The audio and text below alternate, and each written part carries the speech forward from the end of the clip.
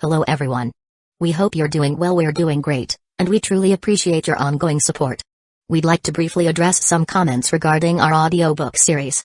Rest assured, progress is ongoing. That said, your feedback is vital. If there's a novel you particularly enjoy and want to hear more of, please let us know in the comments. Each chapter requires a financial investment, so we can only continue series that receive strong audience interest. Although we retain core names and plot lines, we make significant editorial changes to enhance clarity, pacing, and immersion. These are not simple recitations. We work hard to deliver a polished, thoughtful listening experience. Without sufficient feedback or engagement, we may need to discontinue a series. So if you're enjoying something, don't stay silent. Your input truly matters. Note, our default audio speed is 3x. If that's too fast, let us know. We're happy to adjust it. Interested in early access to unreleased audiobooks? Visit our Patreon. You'll get to experience new content before it reaches YouTube. Just to clarify, I'm a fan like you. I've purchased these novels and adapted them with care, while respecting all rights and guidelines. For updates, follow us on Facebook and Twitter, X. YouTube update: recently, YouTube flagged some of our content for including mature themes, realistic violence, and darker story elements. As a result, we've decided to stop uploading anything that violates YouTube's guidelines. If you'd like access to the full, uncut versions including the more intense or mature content, you can find them on our Patreon page, where we upload everything first. Available now on Patreon: Shattered Innocence transmigrated into a novel as an extra. Transmigrating over 10,000 years late, I was forced to become a mighty presence. I, the celestial dragon, rule the heavens through the double gate, reigning supreme in countless worlds with peace taming, Tower of God sequence strength, cultivation when you take things to the extreme. Naruto is an Uchiha with cyst. WTF, the centuries-old ancestor in our family take concubine again.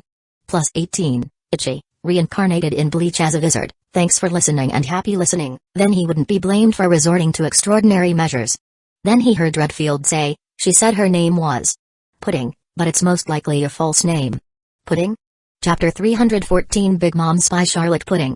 Pudding? To be honest, this name is very common. The girl who called this name is absolutely no less, but the peculiarities of this woman on the ship coupled with this name, which is not unfamiliar to Will, is inevitably provoking people's imagination. In particular, the pirate flag that was originally planted on that island just now was the logo of Big Mom. If he remembers correctly, this Pudding is probably the one who will trick Luffy's group in the future, a three-eyed hybrid who has eaten the fruit of memory. Redfield's inability to peer into her memories is most likely due to the peculiarities of the memory devil fruit. It all seems to make sense. But there is still a final confirmation to be made, and once you see the third eye that cannot be hidden, everything will be clear. I know about this. Do you have any concerns for anyone other than this one, Pudding? Redfield shook his head. They are all poor people. Will understood and then instructed Redfield not to do anything rash so as not to alert the snake. Everything was quiet until after dinner. Since there weren't that many empty rooms on the Avengers, the dozen or so people Will had rescued barely managed to squeeze into 3 rooms to sleep. In spite of this, they still felt very happy to be out of that filthy dungeon. Some things can only be cherished when they are lost. When Will looked at the night, he felt it was time to immediately use the silent fruit's ability to eliminate all the noise he made, and then it was the classic combination of the transparent fruit plus heat fruit, and directly arrived at Pudding room without any sound or shadow. There were 4 women crammed into one big bed, and they didn't seem to be sleeping very well, with the blanket being stirred to nowhere and a thin layer of sleepwear that couldn't hide their good figures at all. If Will had chosen to become a flower thief, he probably would have become famous, but with an even more unacceptable notoriety than now. The first time he saw her, he thought about what had happened outside the dungeon, which made him more and more suspicious. Will wasn't sure if she was really asleep, but it didn't matter. As soon as the Haki of the Conqueror was released, the 4 women in the room immediately fell dead asleep. Even if they were banged 10 times in a row, they wouldn't shout, "Wait a minute. My husband is here." After considering all the details in place, Will reached out his sinful hand and opened Pudding's head curtain. It's really her. Although Pudding was sleeping, the third eye on her forehead, which was closed tightly, had already revealed everything. Pudding? Charlotte Pudding? You didn't even bother to change your name because you thought no one would recognize you? So what is all this about? Was it a trap set up for him by Big Mom? What would have happened if he had chosen to leave them alone? Will she find excuses to approach him again? As long as he thinks of the strange ability of the memory fruit, Will is thinking not to directly kill Pudding. After all, she can modify the memory of others. This kind of ability, if used well, is simply called a bug. Will now seriously doubts that Big Mom's plan is to plant Pudding at his side, and then look for opportunities to modify his memories to turn him directly into one of them. If she can easily subdue the faceless pirates without a single loss of a soldier, Big Mom will probably wake up laughing in her sleep, and even if she fails, it doesn't matter, because Pudding is the most unpopular one among her many children, and often uses the word ugly and disgusting to describe Pudding third eye. Unknowingly, Will has come very close to the truth. On second thought, Will recovered her head curtain and left the place with the door fruit. He didn't just go ahead and kill Pudding because a spy whose identity had already been revealed was the most harmless of all. As for the fruit of memory, it's not as big a problem as one might think, but unless one is defenseless or completely defenseless, who would allow her to stick her hand in their head? When there is time to find an opportunity to tell Nami and others to just be on the lookout. The other thing is that Pudding is actually a poor girl, growing up with disgusting eyes and hearing vicious words from others. It's lucky that her mind is not completely twisted and she only has a terrible second personality. So unless Pudding touches his bottom line, such as hurting Nami, Robin and the others, Will is willing to give her a way out, after he destroys Big Mom. The next morning, Will called a meeting in the captain's name and warned the poor women he brought on board not to be disturbed. Except for Pudding, who had other intentions, they all had no objections.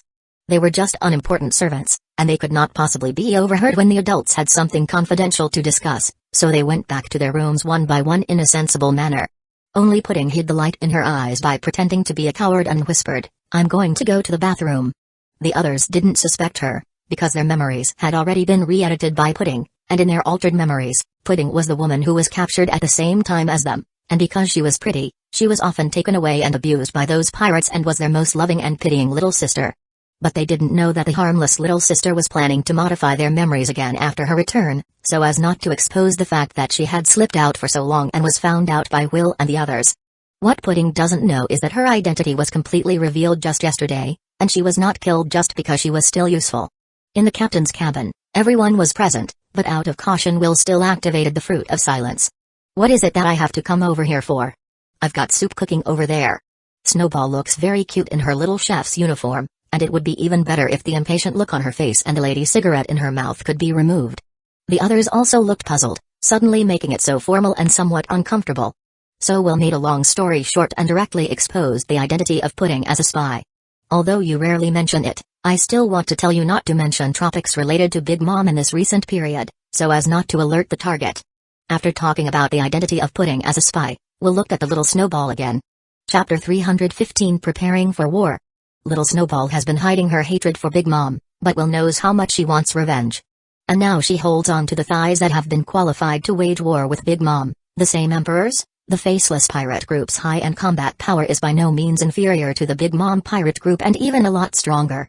Even if the stalwarts are not as good, it is not an irreparable difference.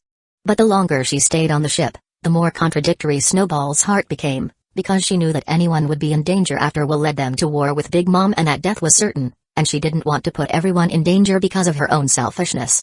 She didn't want to put everyone in danger for her own selfish reasons, not to mention the fact that it wasn't long before this troublemaking captain of theirs got into trouble with the Navy and the world government again, so sometimes Snowball couldn't help but wonder if she should give up her revenge on Big Mom. Will her mom and dad's spirits in heaven forgive her? Just then, Will told her that there was a spy sent by Big Mom on their ship, and also a devil fruit user, so they need to be careful, try not to alert the snake. All this time be careful, after this storm, Big Mom can't bounce for long. Actually Little Snowball gritted her teeth and was about to open her mouth when she was interrupted by Will. "I know I've made you wait too long, but the battle between the four emperors is no child's play. I also need time to prepare for it, besides there are too many emperors on the ocean. I think only one is enough. What do you guys think?" Will was now not hiding his ambition in front of his own crew in the slightest, and Robin and the others seemed to be used to it. If this was heard by Bartolomeo, who was staying behind on the Golden Island, this Will's #1 fan would probably faint again in happiness. Little Snowball was trying to persuade Will, but when she heard what he said afterwards, she remembered that Will had already said it when he invited her on board, that challenging the four emperors was part of his plan, and that it would not change with or without her presence. Or rather, it was her appearance that gave Will the perfect excuse to do it. This guy. Snowball stared at him in annoyance, almost expressing her feelings. Damn asshole. But why is her heart so excited? Will, who was glared inexplicably, immediately gave a look of "Why are you looking at me like that?" and then went on to advise, "Remember, don't show your vigilance too obviously, and of course don't be taken advantage of." And as to why Will suddenly knew so much about the woman named Pudding, Redfield asks himself. You've seen this woman before? Never seen it. Why? So how do you know what she's capable of and that she was sent by Big Mom? I just know, and I know more than you think, and don't ask me why. You can think of it as a special ability. Or a perk, a traveler perk. Will laughed, and now he is playing the role of a prodigy and doesn't need to care about other people's feelings, he just knows. So what can you do to me? Robin and the others smiled calmly at this. The captain of their ship always seemed to know something about everything, and never made a mistake. Everyone may have secrets or special abilities, which is a very common thing in this world. Otherwise, it would be hard to explain such black memories as Devil's Fruit, Crystal Ball Divination, different special abilities of different races, and various talent trees. Redfield himself was also a very special case, so he kept his mouth shut in good humor. The meeting was over, Snowball was still making soup in the kitchen and trotted out, and everyone else was returning to their original routines. Just now someone had been hiding outside to eavesdrop, and left only after realizing it was futile. Will put away the Infinity Gauntlet and deactivated the Silent Force field. Redfield, who was on his way back to his room, and Isho who heard him had a smirk on their faces. Will was able to detect the eavesdropper's presence, so Isho who had a special observation hockey and Redfield naturally found her long ago, but there was no need to say anything, anyway, nothing could be heard. On the other hand, Pudding, who had spent a lot of effort to no avail, returned to the room with a gloomy face, not caring at all what kind of impact the evil Pudding would have on the others. Pudding, what took you so long? Pudding? Your face. It's horrible. In the room, Pudding looked at the three good sisters in front of her with malice, then immediately changed back to her charming face and slowly stepped forward. Pudding. Are you okay? Yes. I am. That's good. Next time don't wander off, you'll be reprimanded if the Lord catches you. I know, thank you. Can you please do me one more favor? Of course we can, we're sisters. That's great. Pudding slammed her hands into the heads of the two women closest to her and pulled out what looked like a film memory from their head, and they fainted on the spot. The other woman opened her mouth in shock, but before she could scream, Pudding pulled out her memories and stunned her as if by magic. How troublesome. Sisters. No kidding. I don't even know your name. It is a great insult that I, the 35th daughter of the Charlotte family, should have to share a bed with you. Evil Pudding showed her third eye and tore off her usual disguise. However, she immediately restrained herself. Forget it, it's better to complete Mother's task as soon as possible. She went to the bathroom for a long time, and she definitely wanted to erase the memory fragments that had just accidentally exposed her nature. Soon, she finished tampering with the memories of the three women in the room with ease, and there was no flaw at all. It's like editing a movie. Just as Pudding was pondering how to trick Will, the target she had carefully tried to deal with was now standing in front of her with a curious face. It's just that Will came a little late and didn't see the exciting episode of memory modification earlier, but the unconscious women in the room and the malicious face of Pudding, without any concealment, have almost allowed him to recreate what just happened. Dual personality. That's really interesting. Chapter 316 Preparing for Building a Nation. In less than a month, the Faceless Pirate Group's territory has expanded by half again, and now Will's chips in his hands have increased to 33 islands. So far, Whitebeard's original sphere of influence has been snatched back by Will, and in addition, he has slightly expanded outward, and the situation is so good that both the 100 Beasts Pirate Group and the Big Mom Pirate Group seem to have acquiesced to the new four emperors' behavior. But if they continue to expand, then they will have to face the core forces of the other two emperors, such as the territory around Kaido's base camp, Ghost Island, and the all nations built around Cake Island. If Will chooses to continue to fight, it will mean a formal declaration of war, and the result of the war between the two four emperors will once again lead to a huge change in the world structure, which requires caution. There is also the naval headquarters that is slowly moving to the New World. With the support of many world government countries' members, they have slowly established a firm foothold in the New World, and formed a four-party domination pattern with Will and the other three emperors. That is to say, red-haired Shanks does not develop his own territory, otherwise, the structure of the New World will be even more chaotic. With more and more sites, the 70,000 SHIELD members that Will brought from the Sabati Islands were quickly digested. If he wants to protect the hard-fought turf, he really can't do it without these low-level subordinates. Unknowingly, the Faceless Pirate Group, which had only 2 or 3 kittens at the beginning, has grown into one of the superpowers on the seas, and it's a sight to behold. It wasn't until this step was completed that Will felt that he had completed the transition, that his bot was securely seated on the four-emperor throne, and that he could continue to plan the next step. It is worth mentioning that all this time Pudding has been extremely well behaved, except for always subconsciously fiddling with her head curtain. It is almost impossible to catch any flaw in her. This is a natural actor. More than Nami, Karina can deceive people, but also more intelligent, good at using their every advantage. Just a spy who was completely exposed on the first day on the ship, the more she tried to fit into the role, the more amusing it was to those in the know like Will, and there were times when Kobe, Baby 5 and the others almost laughed out loud at how strange they looked at Pudding. If it weren't for Pudding's excellent psychological quality, she might have wondered on the spot whether or not she had been discovered. It is good that Will reminded them in time and warned them all with a glare, which didn't reveal the truth and let Pudding continue to indulge in acting. On the 5th day after Will and his men returned to the Golden Island, a bombshell of news was dropped on the already dark and turbulent waters once again. A month later, the Faceless Pirates will hold a nation-building ceremony on the New World's Golden Island, welcoming all forces to come. No invitation, and no fancy games, just a message of, I want to build a nation. If you come, you are a friend, but if you do not come, that means you are an enemy. The last 4 emperor who chose to establish their own country is Big Mom, no one else was interested, but Will is different. His vision is not only on the sea, sooner or later he will lead his forces to completely replace the Celestial Dragon's rule. That's why it is very necessary to create such a country in advance. Will consolidated his forces and promised that the countries that joined him could continue as they were, in the same way that the world government joined the countries to guarantee the interests of all parties. Nothing has changed, just a few more formalities, and naturally, no one will object. No one would have objected. As soon as the news broke, the sea was buzzing with excitement. Needless to say, the strong parties in the underground world would not be so foolish as to oppose a 4th emperor at this juncture, so they quickly prepared the generous gifts they needed to prepare, and then set off for the Golden Island. Those who had offended Faceless Will, and were brave enough to work with Doflamingo to attack the Faceless Pirate group, were also struggling, as they wanted to take this opportunity to repair their past broken relationship while fearing that Will would not forgive them. One of the most tangled ones is the King of Loan Sharks, Dufeld, who has a good relationship with Big Mom. He suffered a lot of money when Will took revenge on him. Although he would not care about these losses with his wealth, Will's tough attitude really made him uncomfortable. It should be noted that at that time, Will was far from being the 4th emperor. Later, many people approached the Faceless Pirates and tried to reconcile with them without success, which made Dufeld feel that Faceless Will was definitely up to something, so he must consider carefully whether to go or not. In addition to the bigwigs of the underground world, countless pirates who wanted to join the 4th emperor, bounty hunters who wanted to fish in troubled waters, spies, and journalists all rushed onto Golden Island like sharks smelling blood.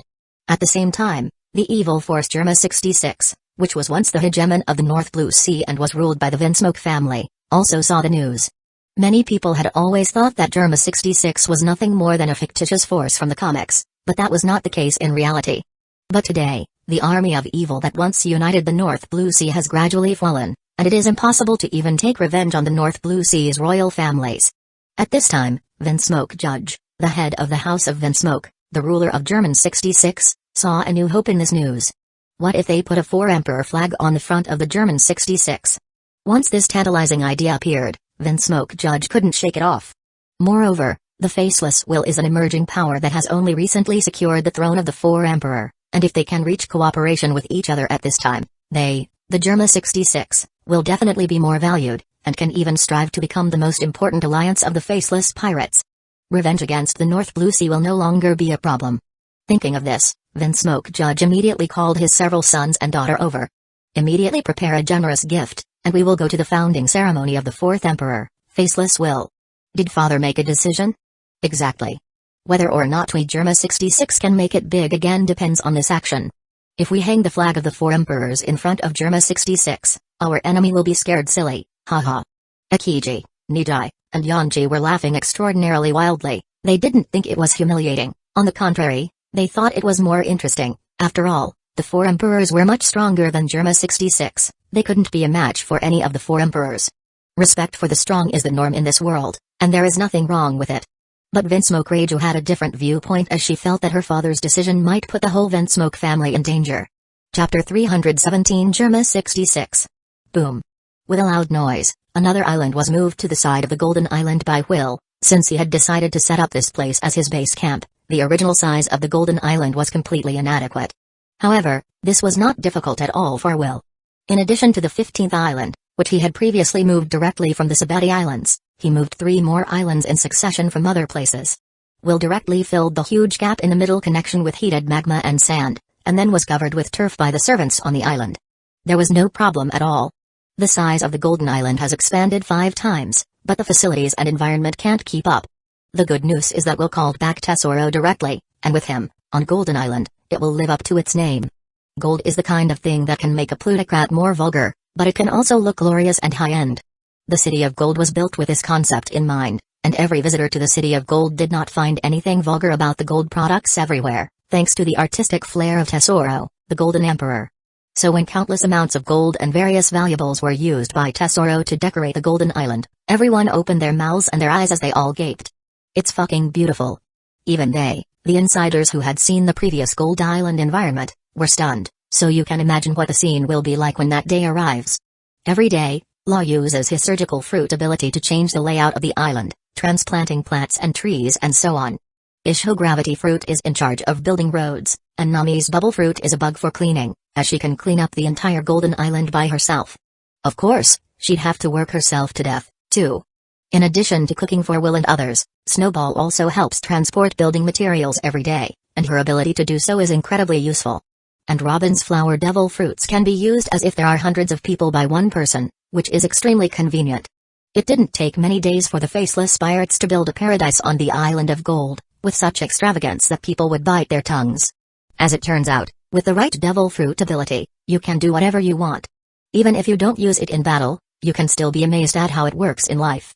A month passed quickly, and Will thought that some guys might not dare to take the risk to come because of the pressure from the Navy and the world government, but he underestimated his own fierce reputation now. In the face of an emperor are not afraid of the two emperors, with him grabbing their territory left and right, along with angering the Navy and the world government, that he even made the Celestial Dragon afraid that they dare not show their faces and can only hide in the underground chamber trembling. What can they and ordinary people do? And even if the Navy does dare to come, who will win or lose is still uncertain.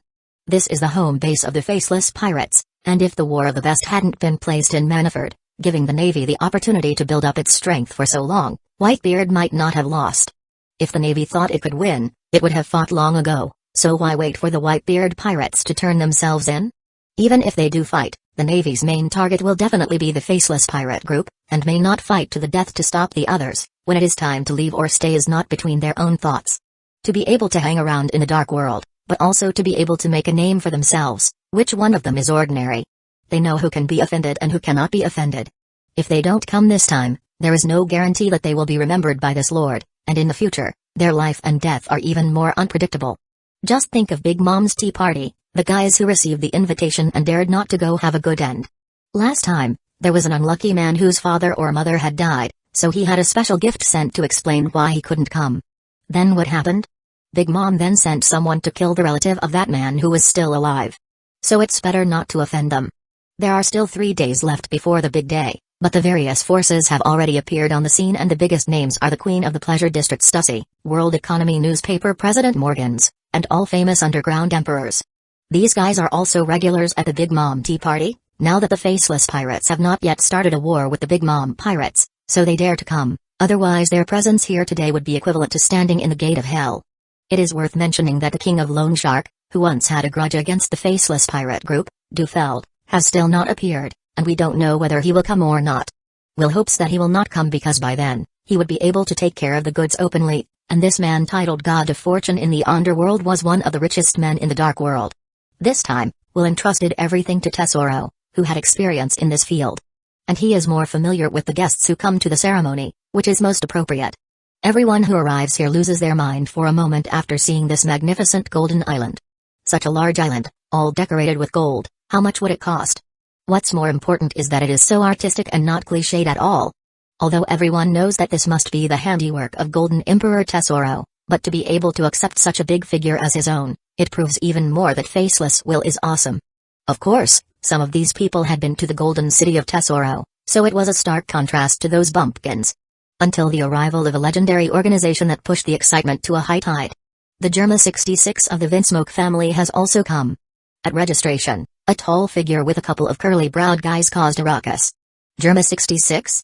Isn't his a fictional evil army? Ha, who knows? Just wait, these idiots who want to blend in will definitely be thrown out.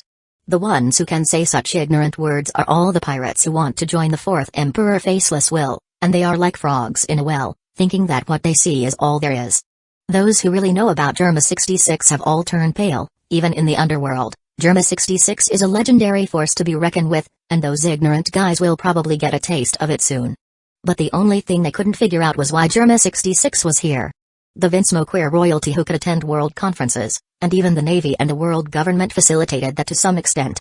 Are they willing to give up these rights and want to be removed from the world government? Chapter 318 Rules? We have it too. Now the relationship between the faceless pirate group and the world government is as strong as water. To describe it is not overstated, and even many people suspect that the world government will send someone to sabotage the ceremony. Perhaps tens of thousands of naval forces have been quietly assembled ready to take action. It is a common belief that there must be spies from the world government hidden among the guests. They risked being targeted by the world government to come here because they were afraid of offending Faceless Will, and because they were naturally on the opposite side of the world government and the Navy, so even if this didn't happen today, it wouldn't be easy if they ran into each other in the future, so it didn't matter. But the Germa 66 is completely different from them. As a royal family recognized by the world government, they suddenly came to the territory of the four emperors, and it seemed that they had came to make friends. Isn't this digging a hole for themselves? Unless they are crazy or have a knife to their necks, no one will give up their current status and join a group of pirates, even if it's the four emperor. But that's what the Vinsmoke did, and they didn't shy away from the fact that they seemed to have made some kind of decision. Big News Morgans, who are extremely sensitive to big events, subconsciously took out his cameras and Dendenmushi and started taking pictures of the Vinsmoke family and their entourage, talking with excitement and enthusiasm. At this time, the grumpy red, blue and green had slowly walked up to the pirates who had just made a fool of themselves. Strangely dressed, strange eyebrows, and walking with a strange noise. Are you ducks here to be funny? Don't talk nonsense. They are the famous Germa 66. PFFT, no way, let me laugh for a while, ha ha ha. Hey, kid, are you guys here to perform in the circus? It's my birthday in a couple of days, can I invite you to perform? Just play your best Germa 66. That's a great idea. By the time we can let these Germa 66 on their knees and lick our shoes, maybe we'll be drawn into the comic. The group of pirates laughing extremely arrogant, standing in the forefront is a pirate with a bounty of 200 million, so how could he be afraid of a few brats? Or he was eager to stir up some trouble, as long as he could show that big shot his strength, he might be able to rise to the top. And Germa 66? Don't be ridiculous, kids these days don't believe in it. Then the pirates, who were laughing wildly with him, saw that the red, blue and green tricolored curly eyebrows were not angry at all, they just suddenly grinned, revealing their white, livid faces. Anyone who dares to insult the name Germa 66 will only end up in one place. And that is in hell. As the word hell fell to the ground, Akiji, who was the first to strike, burst into flames and engulfed everyone in front of him. Nijai, Yanji followed into the crowd, bursting into action and beating the pirate captain and his crew senseless. The human physique obtained after descent factor transformation coupled with Germa 66's specially tailored black technology combat suit, even without the devil fruit, their strength will not fall behind even against those monster sons and daughters of Big Mom in the short term. And with no such extra things as emotions, they are more like real combat weapons, where the mere 200 million bounty pirates can resist. Akiji, Nijai, and Yanji all knocked down the pirates in front of them without even trying. It was a total slaughter. It was such a blur that the winner was separated from the loser, and it was such an overwhelming difference in strength that it directly made those who didn't know about Germa 66 stare in disbelief. Now they want to believe that Germa 66 is real. There was a lot of commotion here, and soon Tesoro, who was in charge of everything, came over with the news. For whatever reason, this shouldn't happen in their turf. Tesoro, having made up his mind, stepped directly in front of the Vinsmoke group, and became the center of attention. Did you kill those idiots? He had already been told the cause and effect, and the identities of the guys in front of him had been identified. The name of Germa 66 did surprise him, but that was all. Even before he joined the Faceless Pirates he wasn't necessarily afraid of this former North Blue Sea overlord, let alone at this very moment. This is the price that must be paid by those who dare to insult the name Germa 66, and I apologize on behalf of the Vinsmoke family for the disturbance that has arisen. Vinsmoke Judge didn't think that Akiji and the others had done anything wrong, but for the purpose of this trip, he decided to give a little face to Faceless Will. Only that the face he gave, some people might not appreciate it. Really? So that's understandable. Then also please understand the rules here. Tesoro didn't even move, but with a look full of violence, he manipulated the gold around him and wrapped the red, blue and green eyebrow curls in it. All of them didn't expect that Tesoro would suddenly attack, and Akiji's reaction was a step too slow, and after the liquid gold had completely enveloped them, they were horrified that they couldn't break free. Neither the flames of Ikiji the boss nor the electric shocks of Nidai nor Yanji are effective. Because the gold that was wrapped around them was liquid, and their attacks couldn't hit Tesoro, they would only leave themselves in a worse state. At the same time, the ignored judge and Reiju, who had been staying still, subconsciously took action, and they couldn't just stand by while the three were attacked. Let Ikiji and the others go, what do you want?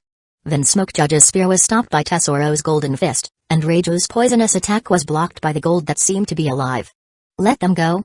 I'm sorry, I can't do that. The Smoke family has its own rules, and there are rules here, and you will naturally be punished for breaking the rules of the four emperors.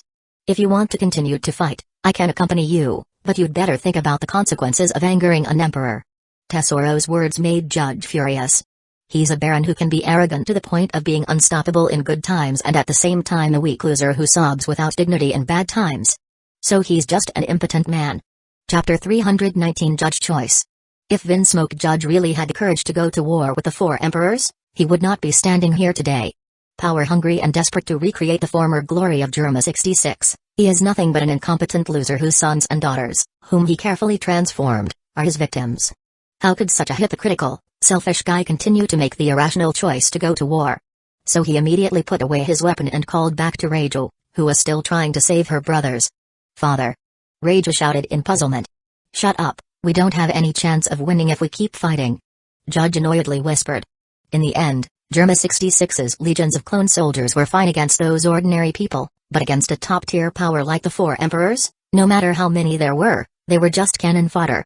Even if Ikiji and the others were not caught in a surprise attack, once the cadres of the Faceless Pirates arrived, the only result that awaited them was still defeat. The resilient judge had to bite his tongue and say, I want to see the fourth emperor Faceless Lord Will. This time we Germa 66 came here specifically not for war, but for cooperation.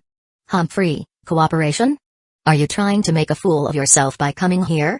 What happened before was a misunderstanding, and what punishment the three brothers deserve will be according to the rules here. Judge didn't care at all about the feelings of his sons, and in fact, his sons didn't feel anything at all, and feelings are something they don't have at all. Only Reiju looked at her father with a complicated look, and then looked back at her three brothers whose expressions remained unchanged as if they had taken it for granted. As for the unbelievable, contemptuous, and slurring looks of the people around them, it was completely ignored by the emotionless Smoke fam. Oh no, Smoke Judge still has feelings, and is almost getting angry. Tesoro already didn't like Germa 66, and now he had even less affection for it, but he wasn't the one in charge here after all. So he directly pulled out the Denden Mushi and started to contact the person who can make the decision. When Will heard Tesoro's words, he couldn't help but feel that the plot had actually been messed up like this, and before Big Mom was ready to take action against Germa 66, the Smoke family actually took the initiative to came to him. As for the intentions of the Smoke family, Will felt that there could be no other possibility. The question now is whether he should accept Germa 66 as a collaborator, or simply follow the example of Big Mom to kill people and steal Germa 66's technology. To be honest, the black technology of the Germa 66 is quite impressive, and the talent of Smoke Judge, a former scientist, is not necessarily inferior, if not better than that of Bigapunk. After thinking about it, Will felt that they could meet one another, and since the meat was in the bowl anyway, it was up to him to decide how he wanted to eat it. Bring them all here, let me see their sincerity, and if I am not satisfied, use the demise of Germa 66 as a deterrent to those little rats in hiding. Tesoro already knew that Will was not a good person, but this was just more to his liking. If he really was a holier-than-a bitch, he would have stopped playing long ago. So the fierce smile on his face flashed, and then he let go of the three brothers with a fake smile on his face. Come with me, I don't know what to do with you, but I advise you to have no other ideas, because when you meet him, he may not be as easy to talk to as I am. Tesoro made a few light threats, and then turned around and left, not worrying about whether or not the Smoke would follow him. The three trapped brothers were still thinking of taking action, but they were stopped by Smoke Judge. Together, they might be able to defeat Tesoro, but then what? Can they withstand a counterattack from the Faceless Pirates? Moreover, the other party has already given them steps down, and the shackles that trapped the three have been untied, and now it looks like they are taking them to see the fourth Emperor Faceless Will, and if they escape at this time, then they would have traveled in vain and offended someone for nothing. Let's go. No one is to do anything else without my order. The three eager brothers immediately calmed down, and for them, Judge orders were still to be obeyed, but not because he was their father, but because Judge was the leader of Germa 66. This is important. With no more excitement, the crowd gradually dispersed, and the pirates who had fallen to the ground without knowing whether they were alive or dead, were cleaned up by the soldiers brought by Tesoro. Chapter 320 Submit or Die. To be honest, Will has never figured out why Big Mom has to go in such a big circle to annex Germa 66. Again, the marriage, and the design scam, and finally make such a big scene in the end. The results are almost funny. In the end, the strong still the one who makes judgments. To put it bluntly, these people from the Vinsmoke are not enough for Big Mom to use her 50% strength. As the leader of Germa 66, Judge was defeated by Big Mom without a fight, and even if the red, blue and green curly eyebrows brothers followed, they couldn't do anything to Big Mom. It's not even a fight anymore. So in the end, Will came to the conclusion that it's a big detour. Either Oda was trying to forcefully use Sanji origins to bring the Straw Hat Gang to Cake Island in a plot, leading to the rest of the story. Either that or Big Mom is up to something, and she wants a perfect ending, a gorgeous ending. Then screw it up. Either way, Germa 66 is not qualified to go head-to-head with any of the four emperors. Big Mom alone can beat the Vinsmoke family to death, and Will, who is studying how to kill her, can naturally do the same, and more handily. What's more, he doesn't have the leisure of Big Mom, and if these clowns get in his way, he doesn't mind killing them himself. So when Vinsmoke Judge still had the nerve to say the terms of cooperation, Will directly waved his hand. Cooperation? Don't make me laugh. Germa 66 has some value in my eyes, but to be a collaborator of the four emperors, you are not qualified. So I give you two ways to go. One is to join my service and serve me, and I will help you fulfill your ambitions.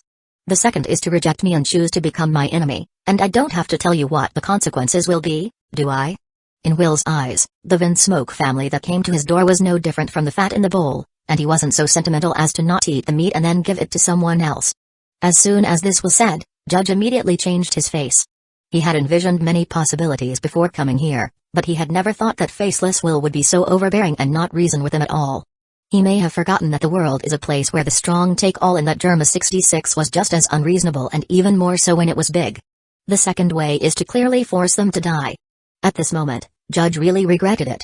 He overestimated the weight of the name Germa 66 and underestimated the true dominance and appetite of being a four-emperor. At this time, a compromise was a necessity. But the three brothers, who were deprived of their emotions at birth, are not afraid of the four emperors, and how can Germa 66 become someone else's subordinate force? So the three brothers exchanged glances and did it by surprise. No one thought they would dare to do it, but they did. Akiji, Nijai, Yanji. What are you doing? Get back here. Judge watched in shock as his three sons instantly turned on their battle suits and rushed over, as he shouted anxiously. If the four emperors can be attacked by them so easily, then it would not be considered a four emperors. In Will's eyes, the red, blue and green trio is simply a clown dancing in a circuit. Mixed color burst. Akiji, Nijai, and Yanji's proud combined technique struck Will, who seemed to have no reaction at all, but was sitting calmly on the throne. Boring. The heart-pounding white light wrapped Will's hand again, with only one punch, and a punch that didn't give his full strength, broke their combination skills like a bamboo, before the sound of clattering and shattering sharply rang out. Boom. Their incredibly sturdy combat suit is instantly shattered like ordinary glass. If it weren't for the special material made of combat suits that helped them withstand more than 90% of the damage, Will's punch would have shattered more than just a combat suit. From this point of view, the technology of the Germa 66 does have some power. Akiji, Nijai, Yanji. Judge was horrified at the scene before him, knowing full well that his kids couldn't possibly be a match for the four emperors, but to be defeated with just one punch, and to have their proud and exclusive battle suits beaten to a pulp, was too much of a blow. The difference in strength made him lose the courage to take action, and he just stood there and watched as Reiju ran off to check on the injuries of his three brothers. Don't worry, I'm not going to kill them until you make up your mind, unless they've just made a decision for you. At the end of the day, the invisible hockey of the conqueror begins to rage. Judge and Reiju felt as if they were carrying a mountain on their backs, their bodies instantly rickety, and at some point, cold sweat spread across their faces and was dripping down their bodies. At this point, the curly trio should feel lucky that they are already in a coma, as the mental stress is sometimes even more debilitating than the physical damage. Father. Reiju struggled to spit out the words, mentally oppressed by the tremendous pressure that gave her the illusion that she would be torn apart if she moved, and her bad premonition came true. Maybe it's not bad to die here just like this, Sanji. In the end, I didn't see you again, so please live well, completely abandon the surname of Vinsmoke and live under the name of Sanji. After hearing the sound, Judge glanced back at Reiju, who had completely fallen to the ground and was on the verge of a breakdown. He knew that his next words would completely determine the future destiny of his group. But the truth is he had no choice, and he didn't want to die. Germa 66 would like to join. The tyrannical authority that was almost about to congeal into substance dissipated in an instant. Their bodies were wet with sweat, but Reiju and Judge didn't care about it as they immediately began to breathe fresh air, and the spirits that were about to collapse were recovered again. But the terrifying invincibility of the man in front of them had been deeply engraved in their minds, and could not be shaken off. A faint smile crept back into Will's face. Choose wisely, in the future, you will gain more than you lose, remember this. Chapter 321 Danger on the way. The easy subjugation of the Germa 66 made Will feel good. So much so that after Judge expressed his submission, he also got red, blue and green eyebrow curl group treatment, coupled with Germa 66's exclusive medical facilities. He believes it won't take long for these three to recover. It has to be said that the human born after improving the bloodline factor is indeed far from normal human body quality. But the Vinsmoke family, which relies on technology to fight, is not destined to have a high ceiling. The news of the integration of Germa 66 into the Faceless Pirates will be announced in passing at the upcoming founding ceremony, and you will be prepared to be removed from the world government. Also, I'm a person who doesn't like betrayal, so if you want to do something behind my back, you'd better not let me know, otherwise, you'll have to pay the price even if you hide in Raftpool. In this regard, Judge has no choice but to walk down a dark road. In the future, Germa 66 will no longer be the royal family that can influence the world government to a certain extent, but will become the traitor that the world government regards as a thorn in its side. And they will be supported by the four emperors, so his dream of regaining the North Blue Sea hegemony seems no longer distant. But Germa 66, who has lost his autonomy, even if he becomes the overlord of the North Blue Sea again and completes his revenge, what is left for him? It's a debt that can't be settled now, and Judge can only hope that, as Will said, they will gain more than they lose in the future. As a genius scientist who once worked with Vegapunk, Judge has really done a lot of good research. Whether it's the re-improvement of the descent factor or the replica soldiers who never betray in spite of death, it's all a sight to behold. But what Will finds more interesting are the giant snails, swelling suppressing masks, and other equipment and tools that can navigate and cross the red line. High-tech combat suits that can attach effects such as poison, fire, electric shock, and strength are also worth a lot of money. It contains dozens of cutting-edge scientific and technological achievements developed by Germa 66, such as compression technology, memory metal, and propulsion jets. If it is not for the four emperors, Akiji and others in combat suits may even be able to fight against the strong like Kitakuri, Prospero, Daifuku, and Oven, and they will not lose in the short term. That's a bounty on 1,700,000,000 powerhouses. Without a battle suit, Vinsmoke Judge is as weak as a sick chicken, but once he puts on a battle suit, the sick chicken instantly becomes a fighter, a pirate version of Iron Man. The increase in power is not insignificant. But for Will, Redfield, and Isho, the battle suit becomes a bit of a rib, tasteless to eat and discarded without a pity. What Big Mom fancy on Germa 66 is only their cloning technology that only needs 5 years to mass-produce a clone that can provide Big Mom with a very considerable amount of souls. When the clone army is transformed by Big Mom into a Homies army, Big Mom pirates will be a nightmare for millions of people. Only now it all belongs to Will.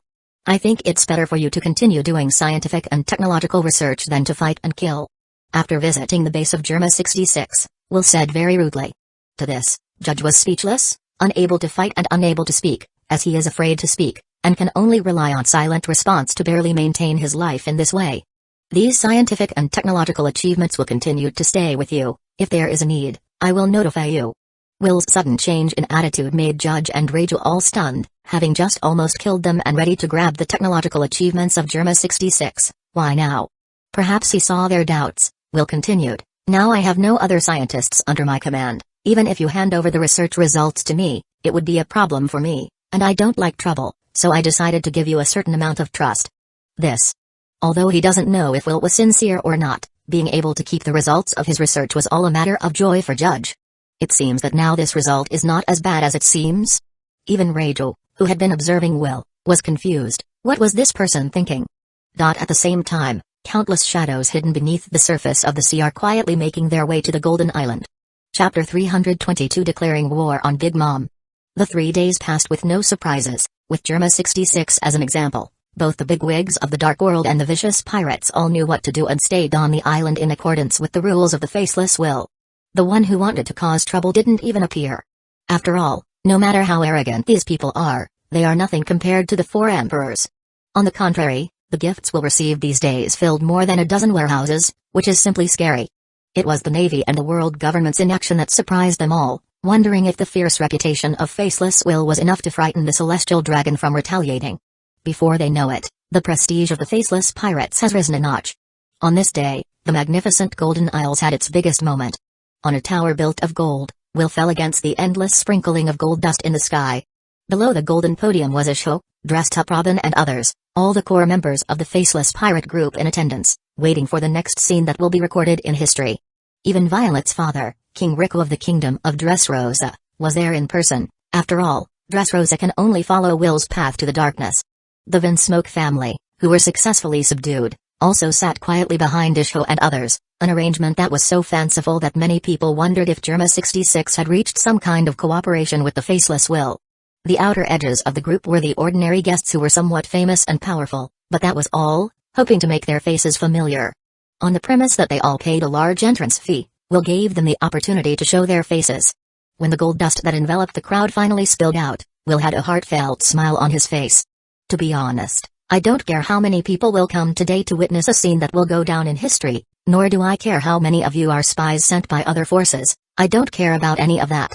When Will opened his mouth, he made millions of people gawk, and the speech that reached every corner through the loudspeaker was so uncomfortable in everyone's ears. Isn't today a happy day?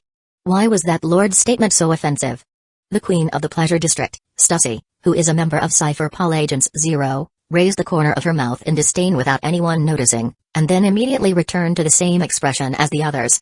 Go ahead and be cocky. I hope you will keep that attitude when countless warships surround this place in layers, instead of running away. Will's bombshell, however, is only now getting ready to drop. Before we officially establish the country, I want to announce something. Judge looked complicated. He thought that what Will should be about to say was the news of their Germa 66 being annexed, which made him bitter inside. But when he heard what Will said next, he immediately stared at him with his eyes gawking. From this moment on, the Faceless Pirates will officially declare war on the Big Mom Pirates until only one of us remains. Boom.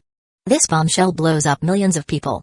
The horror on everyone's face could not be dispelled. One of the 4 emperors actually declared war on another 4 emperors. Is the Faceless Will crazy? Is there any hatred between Faceless Will and Big Mom that others don't know about? Shocked, puzzled, incredulous. To put it bluntly, this declaration of war by Faceless Will may very well change the world today once again. What will the other 4 emperors do when they learn of this news? What would be the Navy's and the world government's response? What will the end result be? Will he lose? Will he win? Or will both sides die together and be picked up by other forces?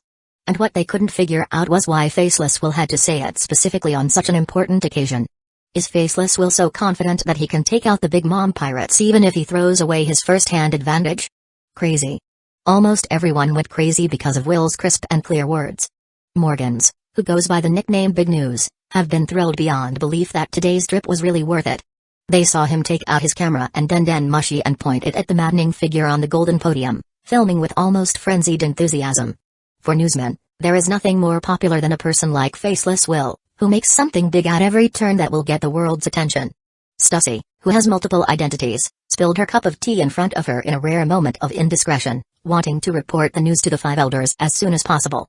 Compared with the current timing, it is obvious that the moment when the Faceless Pirates attacked Imam, she could get even greater results. If they can fish from other troubled waters, then there is no doubt that the rule of the world government will be stable to despair, and the prestige of the Navy will reach its peak.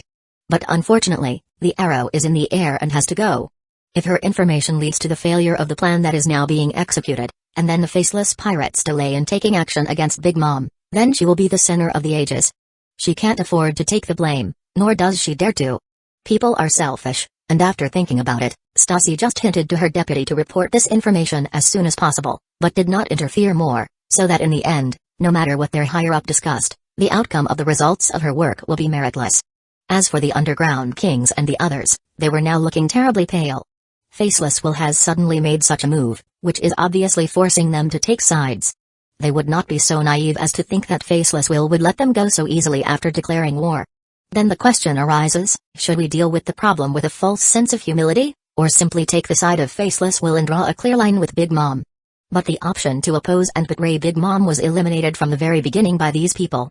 In the end, the guy Feld, the king of loan sharks who chose not to show up, and escaped for a while, will definitely suffer the consequences. If the faceless pirates win, the king of loan sharks will completely become a thing of the past. And they believe it. Almost everyone present was thinking about where they were going to go in this confrontation, and for a time the good founding ceremony actually became the choice banquet. Chapter 323 Fear Me. Will, standing high up, had a good view of everyone's performance, including Pudding, who thought she hadn't shown her true colors and was in charge of some of the miscellaneous tasks during the nation-building ceremony. When Pudding heard the news, she dropped the plate she was carrying on the floor in her hand, disoriented. Fortunately, many people around her had similar behaviors, so she didn't seem surprised.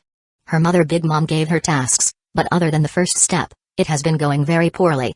She has not been able to win the trust of Will and others and has been doing the same work as the other servants. Originally, she had wanted to slowly gain the trust of Will and others, but Will's declaration of war declared her plan completely aborted. In other words, if she can't complete her mission before the faceless pirates strike, she will be a complete failure and will have lost her mother's trust in her completely. And that's something she can't tolerate under any circumstances. It was at this moment that Pudding, who had come back to her senses, made the decision that she was going to turn the tide and become the child that her mother truly loved the most. Will didn't make any statement about the noisy and chaotic crowd below but only smiled in anticipation. From the moment these people stepped on the island, their fate was no longer in their hands. That beautiful and intoxicating gold dust can sometimes be a murderous weapon and an unbreakable time bomb. Will finally showed his fangs. Tesoro was also satisfied with his masterpiece. But at that very moment, Lucci, who could not wait any longer, gave the order to attack as soon as the encirclement was formed. Nearly 40 ferocious warships made entirely of steel suddenly appeared on the sea around the Golden Island. The information that Starsea had reported was just passed to the 5 elders, but the arrow had already been shot out. Navy. Oh my god. How many warships are these? Red alert. Run. Just as Whitebeard took the Navy by surprise, the Navy now took the faceless pirates by surprise, and all warning circles were rendered useless, and the siege was formed the moment the ships surfaced with their coatings. 4 times the strength of the Buster Call, the Yellow Ape, the Pink Rabbit, and the Green Bull. There are also 21 vice admirals from the Navy, and they all came together this time. In addition, there were countless rear admirals, a full 40,000 naval troops. The most striking one is the steel monster with a chilling feeling all over its body, which is a knockoff version of the Pluto created according to the nerfed version of the blueprint given by Will. After installing a high-tech fire control system developed by Vegapunk, the steel monster once again appeared on Earth as a credential and a deterrent for Lucci and the other supervisors. The reason for bringing out this killer weapon so early is that perhaps the world government also wants to take this opportunity to experiment with how much combat power the Pluto they create can wield in the field, providing valuable scientific research data for the future Pluto. There are riots on the Golden Island. Even Will, who was always indifferent, frowned. This was not in his script. At this moment, he could fly directly to the sky and leave with the Golden Island, but he couldn't do that, otherwise, the big words that he had released before would completely become a joke. The world government and Navy chose this day to do it, perhaps because they knew that he would never run away without doing anything. Once he did that, his reputation as the 4th Emperor would be completely infamous, and he would become the laughingstock of the world, not to mention the admirable example of Whitebeard, who never retreats from a fight. So no matter what, he can't retreat today, and if he does, he loses. Will, who made his decision in just a split second, laughed out loud. What's all the panic? It's just a congratulatory gift. Will's words, which could not be described as confident or arrogant, were heard over the loudspeaker. Yes, even if you are surrounded, what can you do? How can the 4 emperors be so easy to deal with, let alone in the camp of the 4 emperors? It's not certain who will win or lose. The commotion gradually came to a halt, and although the fear was still visible on their faces, at least they weren't scared out of their wits. And the moment Will's voice fell, a full 40 naval ships opened fire in silence. No unnecessary nonsense, no proclamations, just a surprise, and it's especially important how much success this first offensive can achieve. The shells appeared like locusts overhead, and many people had a look of despair in their eyes. But Will is indifferent because it doesn't require him to do anything. As early as the moment the warship appeared, Tesoro's face was smiling with excitement that on an island filled with gold, he could wield 200% of his power. The number of shells may be large, but they are no match for the amount of gold he has. I'm the Golden Emperor, you bastard. The gold on the entire island became an extension of his body, and as the cannonballs were falling from the sky, an incomparably hard gold protective shield was raised over everyone. Boom boom. An artillery attack 4 times the size of the Buster Call resounded in the sky, but it could not cause the slightest harm to the people on the island. Gold is not the hardest of metals, but it would take more than 1 or 2 waves of artillery fire to shatter all of this gold in the home turf of the Golden Emperor, Tesoro. It's just that the forces surrounding the Golden Isles this time aren't just the 40 ships, but also the 3 Admiral plus 20 Vice Admiral are ready to attack. Once Kizaru and the others strike, even Tesoro at his home field will not be able to withstand it. So taking advantage of the gap after the 3 waves of cannon fire attacked, Will directly asked Tesoro to remove the golden shield and then flew into the air himself. Ever since he got the magnetic devil fruit of Kid, he had been working towards a vision, and now it was time for these people to feel what it meant to be afraid. On Will's infinity gauntlet, the 3 devil fruits lit up in sequence. Feel the wrath of the real Magneto. They saw Will lift his hands into the void in front of them, and 40 warships, including the infamous rip-off Pluto, were all caught up in the air like toys. Numerous navies were trembling in fear, wondering what the hell was going on. I've warned you too many times, but you still choose to go against me, so blame those who sent you here to die. Chapter 324 Magneto of the Pirate World. When Magneto learned the unified field theory and could manipulate gravity, he was able to do almost anything, changing the magnetic fields of mountains and rivers to move mountains and seas and even changing the magnetic field of the Earth. This is the original setting for Magneto in the comics. Let's not talk about the part of how he became in the movie. Everything is under his control, so it's truly worthy of the title Magneto. And when Will used the Thunder Devil fruit, the magnet fruit, and the gravitational fruit in his hands, he had been trying to complete the idea that when these 3 devil fruits were combined together, would they be able to recreate Magneto's power? The road of ability integration has not been smooth until recently after he visited the electromagnetic weapon of Germa 66 and Vince Judge's conception of the magnetic field, and suddenly found the way forward. With the theory and practice of the electromagnetic cannon and the scientific research of Germa 66, he has finally mastered a part of Magneto's power. Although physically limited by his inability to control much of the magnetic field, where there is metal, he feels like a god. Yes, God. Don't panic, fire. Aim at the target and don't be afraid. The frightened navy that was suddenly pulled up with the warships to a height of several hundred meters, barely found their backbone when the admirals ordered them to take control of the cannons, shivering and gulping. However, Will only laughed lightly, and with a thought, all the cannons on the warship were wrenched into a twisted mass of scrap metal. While the navies were completely overwhelmed, Kizaru, who did not want to fight the faceless pirates, took action, and he could not just stand by and watch the future of these navies die. Don't let him continue to take action. The admirals and above can follow me to restrict the enemy, the rest of you will provide long-range support.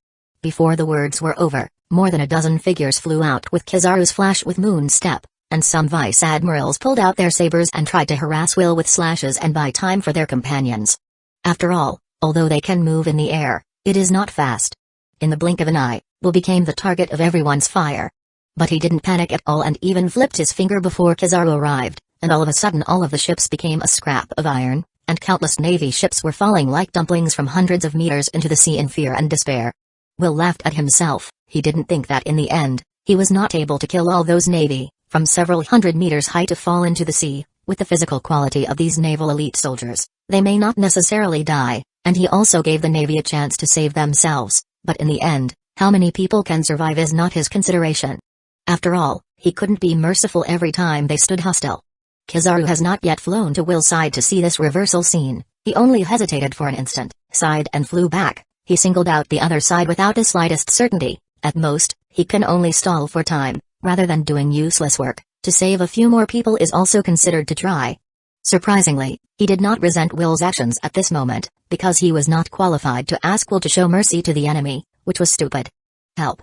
Needless to say, the Navy, which can protect itself, has begun to show its magical powers to save people, but it is only a drop in the bucket.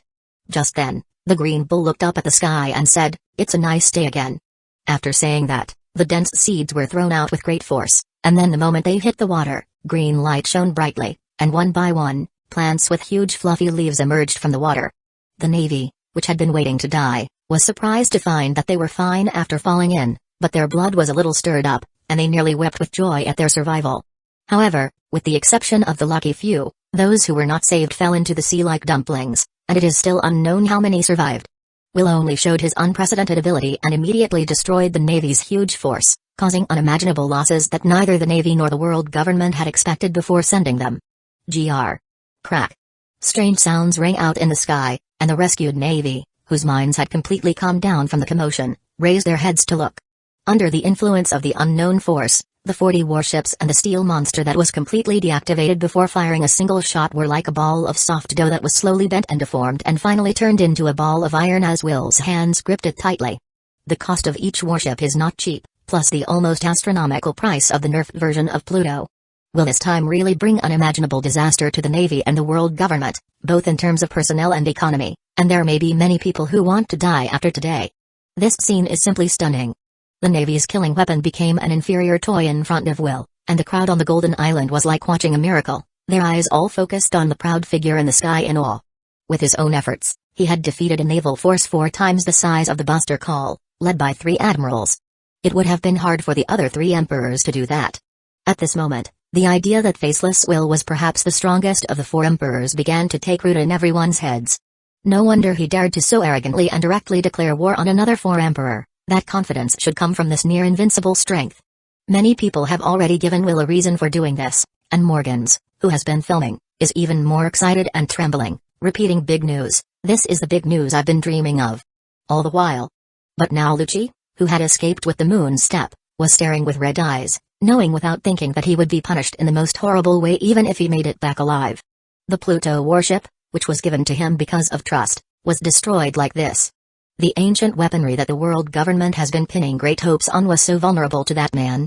It was crumpled into a ball of scrap metal without even firing a single shot, so how was he going to explain this to the 5 elders when he returned? What exactly is this capability? Is the information they worked so hard to compile out of date again?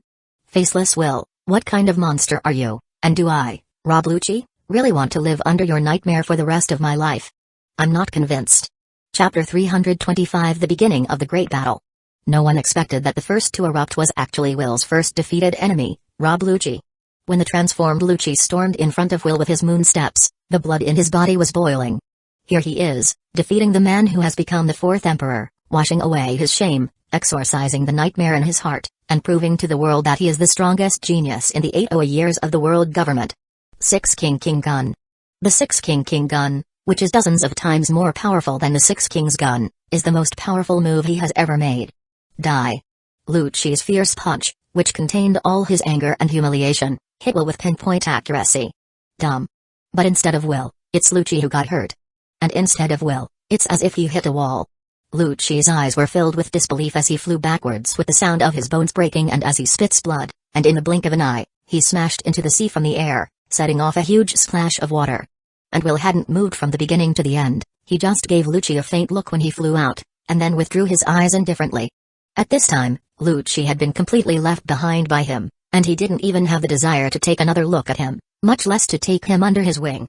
The deal had been set after Lucci rejected his invitation outright. It was true that Lucci had gotten a lot stronger, but he was definitely stronger, and they are not even on the same level. All kidding aside, Magneto once used this move to withstand a nuclear blast. The magnetic field shield Will had constructed at this time was not yet at this level, but it was by no means something Lucci could break. The force of the backlash alone shattered the full force of Lucci's arm, severely wounding him. But at this time, Lucci should have completed the Devil Fruit Awakening, and with the self-healing ability of the Zone Devil Fruit Awakening, he should not die from this alone, provided that someone hurriedly rescues him from the sea. This guy's getting stronger again. Kizaru and others who witnessed the scene looked very bad, although Lucci is the world government sent to monitor the army, but his strength is still heard of, the power contained in the hit just now, even they may not dare to take it hard, the result. But even the invisible shield of the opponent was easily blocked, but instead, Lucci himself was seriously injured and was sent flying into the sea. The length of this growth is simply maddening. Kizaru couldn't help but focus on the pink rabbit and green bull, with a clear meaning in his eyes. How did you two manage to get out alive from this kind of monster last time? After the last Sabati incident, Pink Rabbit and Green Bull reports gave hope to many, and it could be argued that it was the Pink Rabbit and Green Bull's assessment of that war that made the world government choose to step in and deny the Navy its last chance to refuse. Only now, does it really seem that way? Both Pink Rabbit and Green Bull had a heavy look in their eyes, an ability that hadn't been used against them last time, and no one knew where this man's limits were. Green Bull Admiral felt that the last battle in the Sabati Islands might not be a reference. The real key point should be the woman beside him, who was as cold as ice. In the end, Will's killing intent was really to kill him, but his special ability spared him in the end. There must be some secret between these two. But for some reason, after going back, Green Bull kept quiet about it, so that Pink Rabbit still didn't realize that the secret she was hiding in her heart was in danger of leaking out. At that moment, Will casually cancelled the control of the scrapped warships, leaving them in free fall, while the numerous navies below had just been saved. This time, Kizaru did not need to remind them. All kinds of attacks towards the free fall of the scrapped warships began to bombard. Kizaru's laser became a straw, shooting fast, wide range. The power is not weak, and soon cleared one after another iron nodules. Others also had to spend a lot of physical strength to split it open with a decapitation. Among them, besides Kizaru, the most striking was actually the naval headquarters Captain Shu, whose rusty fruit was exerted to great effect. Ashore, quickly. Although it was far from the original plan, the navy, which had lost its mobility, could only continue to fight, but their location was not far from the Golden Island. The three admirals, who had finally freed their hands, were about to attack Will, but Redfield, Isho, and the others had been waiting for a long time. If their showy captain had left them with nothing to do, they would have just faced not just Will alone, but the entire high end of the faceless pirate group. Seeing this, Will also laughed. His limelight had finished, and now it was someone else's turn. So he directly fell from the sky and said loudly, "Faceless pirate group, attack." "Hey, looks like you're trying to compete with me?" Redfield stared directly at Kizaru, who had attacked them in Manaford, and stopped the man with a flash. Redfield's strength was definitely not something he could deal with after being distracted, and it looked like the opponent had found a way to return to his youth completely, which was not good news for him, or even for the entire navy. In addition to the instantaneous pair, Isho and Tesoro also came before Green Bull and Pink Rabbit. "You're the co-captain, you pick first." Tesoro made a rare acceptance, but the expression on his face was so eager that he actually wanted to engage the admiral for a long time. With a relaxed look and a smile on his face, Isho said, "In that case, I'm sorry, but I'm not good at dealing with women, so could the other one be handed over to me?" Tesoro laughed at the words. "Then leave this beautiful lady to me. I will not show mercy just because my enemy is a man or a woman." In a few words, the Green Bull and Pink Rabbit were assigned their opponents, and then the only thing they heard was the Green Bull jumping out of the conversation saying, "Hey, hey, hey, don't we have the right to pick our opponents? I want a pretty lady." "I'm afraid that's not possible. If the captain hears this he'll probably be very angry, so please cooperate." As soon as the words were out of his mouth, Isho drew his sword and a furious strike of the gravity blade Fierce Tiger separated the two, and along with it also set off thousands of navies behind him, making Tesoro couldn't help but look at him twice. "I knew it. A guy who can be a vice captain to that monster can't be a simple guy. You're flattering me, so I'll go ahead." After saying that, with a smile, Isho added a weightless effect to himself and flew to Green Bull. Tesoro laughed wildly twice, and also confidently maneuvered the Golden Ocean towards the Pink Rabbit to catch up. A war is coming to a climax. Chapter 326 Coercion and Bait. Let's go, brothers. Kill. Give those idiotic navies a run for their money. Vow to follow Lord Will to the death. After Law, Bartolomeo, and Kobe all led their men to fight the navy ashore. Many of them made the final decision to try to join the Faceless Will with this declaration of allegiance. After a little hesitation, Vinsmoke Judge immediately joined the battlefield with the Vinsmoke family and Germa 66's clone regiment. And the situation is instantly reversed. As the fourth emperor, Will didn't even need to do it himself anymore to take care of the navy that was coming to attack. If the base camp of the four emperors was so easy to attack, the navy would have settled the sea long ago, and there wouldn't have been so many plots and tricks. And the sneak attack plan against the faceless pirates could have been declared a complete failure at this point. But with the loss of the ships as naval mobility, they had to fight through a battle they had no chance of winning. Will was right, it was indeed a congratulatory gift for him. "Gentlemen, did you enjoy the show?" Will, who didn't even need to do it himself, came directly in front of his guests and others, and then sat down and drank by himself without any problem. Except for Morgans, who was still shouting big news and great with an excited face, everyone else was silent. Will didn't care either, he just said to himself after putting down his glass, "I know some of you have a good relationship with Big Mom, but there's no need to risk your life for a dying woman, am I right? There is light and then there is darkness." Will is not the kind of naive guy, so he decided to take this power into his own hands. After all, even the people of the underworld have their own bottom line, so why can't he set the rules? So his message is clear, either they take it under his wing, or they die now. All the people present were the best of the best, so they all understood the meaning of Will's words, and their faces turned ugly all of a sudden.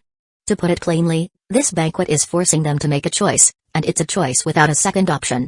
They are not like those mud-legged pirates, without even thinking about the consequences and helping the faceless pirate group to face the navy, fighting to the death just to please others like a dog.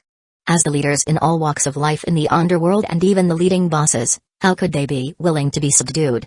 Big Mom holds a tea party every year. At most they will attend it with a gift, but Faceless Will is more overbearing than Big Mom, and doesn't give them a chance to refuse. Amit, the shipping magnate, frowned and asked, "We are just trying to make a living and have no intention of participating in the battle between the four emperors." Among all the people present, the shipping king Amit is the most powerful one. Just think about it, to be able to do the business of sea transportation on the chaotic sea and pirate-ridden sea, and also to do a dominant business, how can one rely on luck?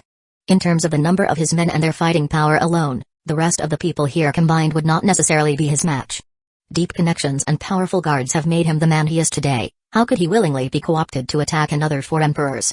It's not surprising that Will is not surprised by this. If it's so easy to subdue these people who are crawling in the underworld, then they wouldn't last long in this pirate world. But to subdue these guys is nothing more than 4 words: coercion and bait. Will doesn't have the patience to play sincere with them, which is fine to deceive the hot-blooded youths who have just entered the society, but to face these old fogies is simply insulting them as well as himself. So he just said, "I don't think that guy Dufeld is coming, right?" "Yes, I think he wouldn't dare to come either. When I first entered the new world, he helped Doflamingo ambush me, and I've always kept this step in my heart, so it won't be long before I uproot his loan sharking power. I still have part of the list, and I heard that there were a lot of people who gave help to Doflamingo at that time. TSK everyone knows what they have done in their heart, and it is not good to say it. But even without saying it, those people he was talking about of course have their faces changed color from red to white. I'm still very vindictive and I don't care what will happen to those people who become my enemy. After I accept the gift from the Navy, I hope to hear an answer that will satisfy me, otherwise, the underworld is the least you should worry about from now on. It's more resulting if things are in your hand after all. What do you guys think?" After speaking, Will ignored these people and turned his head to focus on the battlefield. The faces of those king of the underworld and the others were unpredictable, and then they sat down on their chairs and began to weigh the pros and cons. In fact, there was nothing to think about. Instead, Starsea eyes flashes and the corners of her mouth evoked a charming smile. If she can take this opportunity to infiltrate the Faceless Pirates group, it seems quite good. Every piece of information about the Faceless Pirates focuses on the big and small beauties on the ship. So Starsea feels that she has a great advantage in this task. She is the queen of the pleasure district in the underground world, so this job is convenient for her. Maybe the world government will rely on her to break the line of defense of the Faceless Pirates. Anyway, those useless navy can't be counted at all, and in the end, she has to rely on her skills and beauty. Starsea looks at the chaotic battlefield with disdain, and saw the 3 admirals fighting the cadres of Faceless Pirates with difficulty. She knows very well that the moment when Faceless Will made a move, it was the beginning of the defeat of the navies. Starsea was right, but what she didn't know was that her identity was completely exposed to Will's sight from the very beginning. It was just unnecessary to expose her. In other words, Will also use Starsea's identity as Cypher Pol Agent 0 to confuse the world government and even asked her to provide wrong information at some critical moments, and maybe it will be of great use. Thinking of the natural intelligence advantage he possesses, Will couldn't help but want to send a great gift to the world government. Chapter 327 The Defenseless Sheep. Although they knew that several cadres of the Faceless Pirates were very strong, but to single-handedly and directly stop the 3 admirals of the Navy was still unexpected to many. Originally, Kizaru was going to join forces with Pink Rabbit and Green Bull, who claimed in the last report to be able to restrain Will, to directly preoccupy Will first, and the rest of them to pester the cadres of the Faceless Pirates, plus a baptism of fire that appeared, could definitely hit the Faceless Pirates hard. However, they don't know if the heavens weren't on the Navy's side, but it all went to shit right from the start. Not only was the attack ineffective, but all 40 ships were destroyed, and the elite Navy suffered heavy casualties, throwing the plan completely out of whack in one fell swoop. The battle that followed was even more brutal, with a large number of navies bleeding to death at every moment, while their top warriors were being dragged to their death and even losing the battle. At this time, Kizaru's face was incomparably ugly, and Redfield, who had recovered from his peak and eaten the devil's fruit, could be said to have been crushing him. Kizaru has always been proud of the degree of advantage in his speed, but in Redfield's eyes his speed is a joke. With Redfield mastery of observation hockey and with his vampire devil fruit, Kizaru's speed in his eyes is just a joke. Most outsiders can only see a golden flash of light and a bright red line of blood in a violent collision. And Redfield observation hockey mastery to the peak can be described as the last straw that overwhelms the balance. Kizaru did not lose quickly, but he already used his full strength. It might be argued that it wasn't really Redfield stopping Kizaru now, but rather Kizaru pestering Redfield to keep him from supporting the rest of the battlefield. As for the other two sides, although the fight between Uchiha and Green Bull was fierce enough, neither of them had any murderous intent, and their strengths were similar, so it was a draw, and it would be realistic to have several days and nights to decide the winner. Tesoro, who had long been warned by Will of his opponent's bizarre abilities, also directly awakened his Devil Fruit ability and transformed into a golden giant, not giving the giant any chance to cast the Mist of Desire. Tesoro, who wrapped his entire body firmly in gold, was simply a rascal, not giving any chance. The angry giant could only curse through her gritted teeth. After all, her strength is not based on direct attack power. And they can't drag on any longer. You know the opponent's trump card, as the 4 Emperor Faceless Will has yet to play.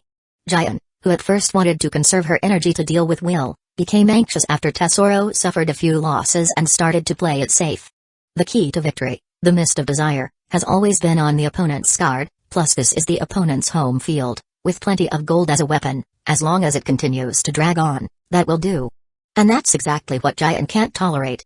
So she decisively disengaged from the battlefield and began releasing the Mist of Desire on a wide scale. The golden giant transformed into an indestructible tortoiseshell, but again, in this state, it's unrealistic for Tesoro to firmly entangle Giant, and it's unimaginable what Giant's bizarre abilities can do on this chaotic battlefield. The desire to kill. With a squeal from the giant, Tesoro saw all who were tainted by this pink fog of desire stared at each other with red eyes, and they were dominated by it. Although Giant can't be manipulated too finely, it's enough to let the pirates kill each other. This took a lot of pressure off the Navy. For even vicious pirates hesitate subconsciously when confronted by a fellow pirate with a raised steel blade, while those blinded by the desire to kill have no such qualms. What's more, after the great increase in strength, Giant's control over the Fruit of Desire was also taken to the next level, and the Mist of Desire was like a living being that distinguished between the Navy and the enemy, truly making no mistake. The pirates, caught in the chaos, began to crumble under the unified attack of the regrouped Navy. During this time, Tesoro repeatedly tried to drag Giant back into the fight with powerful attacks such as Golden Fire, but the nimble Giant kept digging into the crowded enemy area, which made Tesoro restrain his hands and feet and let further spread the fog of desire so that more people are recruited by Giant. Witnessing how those pirates became an enemy, a fierce flash of color on the unseen face of Tesoro flushed cruelly. Well, let's see who can do it better. Golden God Fire. Laser beam after laser beam came out of the eyes of the tall golden giant, causing heavy casualties to the Navy and causing the formation to fall apart once again. However, Tesoro was not satisfied with his results, so he went straight with the big move Golden Divine Punishment. This was Tesoro's strongest attack in his awakened state, and the missile heads, which were clustered into countless golden pillars, were blasted towards the naval camp. When the Golden Emperor with his pseudo-admiral strength unleashed his wrath on these so-called naval elites, the devastation it could cause was terrifying. Even the Admiral of the Navy wouldn't dare to take these golden missiles head-on, let alone the other navies. Although Giant inflicted great damage on the pirates on Will's side, Tesoro gave the Navy a good beating, and the battlefield was filled with blood. This is the price that is paid when the strong are determined to slaughter the weak. Pink Rabbit, don't get carried away, face him. Kizaru is going crazy. If these 40,000 naval elite were to be wiped out here, the Navy would be hit hard with an unimaginable blow. When they try to shift their focus to the New World, it means that as soon as they show their decline, countless sharks will come up smelling blood and drive them out once and for all. That would mean that the war on top was for nothing. If the warship hadn't been sabotaged, if their plan would have failed, then they would have been able to evacuate, but how do they leave now? Then Kizaru suddenly set his eyes on those pirate ships docked around the island. At that moment, Giant, who was clenching her teeth to get back to hammering Tesoro's golden body, was suddenly horrified to find herself caught by an invisible force. Then she heard a voice in the distance that brought the hearts of the Navy down to rock bottom. Enough of this nonsense. Today is a memorable day, and I've already accepted the Navy's congratulations, so please behave yourselves now. After imprisoning Giant with a magnetic field, Will gently hooked his finger, and Giant was seized by him with a swish. This farce. Time to end it.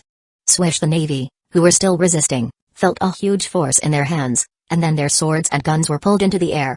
The elite Navy has suddenly become defenseless sheep.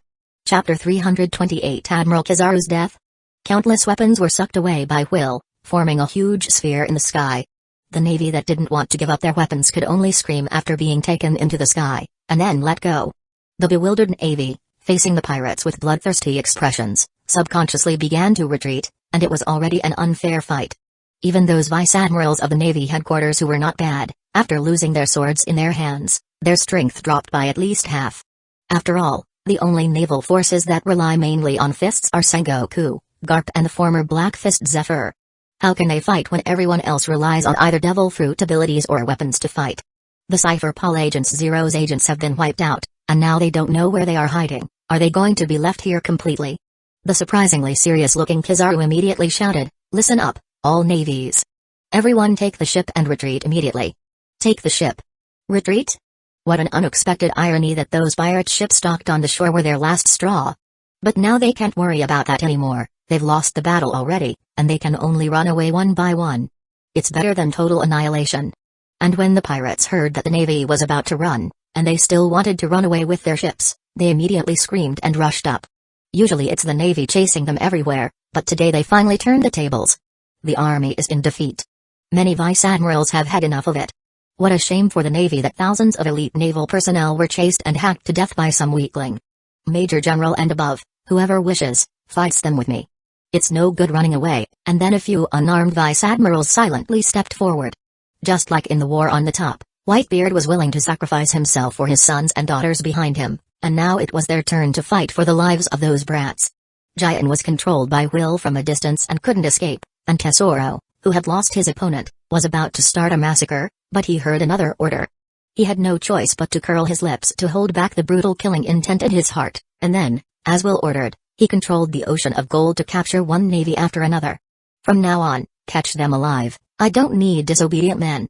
Will's faint words made the pirates who were about to kill the marine in front of them feel a throb in their hearts. They had already completely offended the navy and the world government, even counting Big Mom who had they declared war. If they lost the chance to join the faceless pirate group again, then what was waiting for them would definitely not be a good end. And that Lord's words have made them overjoyed. Does the fact that he doesn't need a disobedient subordinate mean that if they obey, they have a chance to become that Lord's subordinate?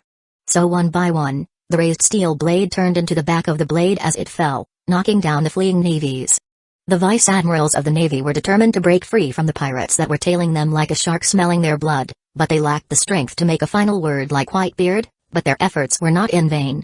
The navy near the shore had already grabbed the ship, which provided an opportunity for the evacuation of the follow-up troops. On the other side, Kizaru was still pressed and beaten by Redfield, but Green Bull put up a fighting posture after a confrontation with Uchiha. It's over. Now I'm going to rescue people, so if you still want to stop me, just do it. Just after saying it, Green Bull didn't care what Uchiha was thinking. He turned around and walked away. After a slight silence, Uchiha sighed in his heart and put away his blade. There was no right or wrong in this battle, just different positions, but it was really unnecessary to go on at this point, and it would be good to kill less. So Uchiha chose to stand idly by, because Green Bull was there to save lives, not to attack. If you and I were both in the Navy, we might have become real friends, unfortunately. The addition of Green Bull reduced the pressure on the vice admirals who were responsible for the breakaway, and the defensive line he had constructed made it futile for the pirates to pursue. But he remembered his agreement with Uchiha, and only defended to save the others, never attacking any of them again. Will floating in the air has a panoramic view of everything. Even though he had the ability to stop the Navy from leaving here, he couldn't convince himself to do so. Up to now, he had taught the Navy enough lessons, and they were bloody lessons. After today, the Navy would be severely wounded, and the prestige it had built up from the war would soon be gone. But the Navy could not be destroyed, since the world would be in complete chaos without it. So he can hit, and he can hurt them, but he must not kill all of them. And the Navy did send him congratulatory gifts. Yes, these prisoners the Navy could have gained him a considerable amount of money in return, and now this little loss is completely worthless. He also wasn't worried about the money because he didn't think that people like Aokiji and Sengoku wouldn't care about the lives of these guys. So, he just ignored them with a smile and let them retreat at the critical moment. It was over after all. Just at that moment, a loud rumbling sound. All they saw was a familiar flash of light from the sky that hit the ground hard. When the smoke cleared, Kizaru with a hole in its abdomen and bloodied body was struggling to get up from the pain. Countless people sucked in a breath of cold air, and then looked with eyes full of awe at Redfield, who was slowly falling from the sky. How strong is the faceless band of pirates? Anyone can actually defeat an admiral. It's unbelievable, really unbelievable. But Will, who knows all about Redfield route, doesn't think there is anything to be amazed at. When Redfield was young, he was famous in the sea, and Kaido, Big Mom were only crew members on the Rocks Pirates at that time. If it wasn't for the fact that he was imprisoned in the Impel Down and deserted for so many years, coupled with the fact that Redfield has always been a loner and doesn't build up any influence, otherwise how could there be the 4 emperors? Now that Redfield is back at the top of his game, back to his youthful state, and with the precious vampire fruit of the mythical type. So how could a crippled Kizaru who relied heavily on his devil fruit power be a match for Redfield? Rather, it was already somewhat impressive to will for Kizaru to be able to hold off with his injury for so long. Just for the navies who had always regarded the Admiral as a pillar of support, this scene was no less than the sky falling. Everyone retreat. Kizaru, who had been stabbed by Redfield with a special umbrella, gave a final order to the crowd. Then he released a maximum range of Yasukani no Magatama towards the pursuing pirates, trying to buy time for everyone. Admiral Kizaru. Quite a few navies had red eyes as they shouted desperately. Chapter 329 Dragon Exterminator. Kizaru's sudden explosion caused great damage to the pursuing pirates, and the vice-admirals, who had been determined to stay behind, immediately pulled out with their teeth clenched, not disappointing what Kizaru had done for them. But with Tesoro and others pursuing them tightly, it is not realistic to want everyone to retreat. So when Kizaru was again beaten by Redfield and flew out spitting blood, many of them stopped with determined eyes and turned back to kill again. Admiral Kizaru, leave us alone and lead the men away.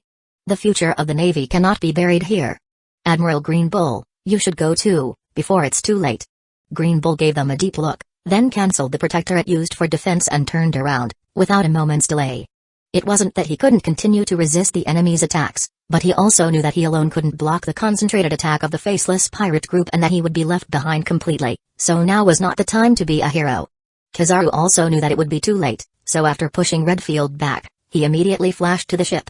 All troops retreat, immediately, retreat. All the navies who heard his order froze, but Admiral Pink Rabbit, Vice Admiral Bastille, they are still on the island. I said retreat, leave now, do you understand? Kizaru's face was gloomy, and the blood on his abdomen was still spurting out. He didn't want to leave the others behind if he could, but if he didn't leave now, even they wouldn't be able to escape. The battle power of the faceless pirates was seriously underestimated, and their three admirals together couldn't even touch the corner of Faceless Will's coat, and they were stalked by the others, which would be appalling if word got out. The eyes of the navies who heard the order turned red, but they also knew that the trade-off had to be made now and that if they delayed any longer, no one would be able to leave. So, the navies took control of the pirate ships they had stolen and sailed away from the shore. But no one took it lightly. At this distance, the faceless pirates could easily send someone after them, and at the end, how many of them would be left alive was anybody's guess.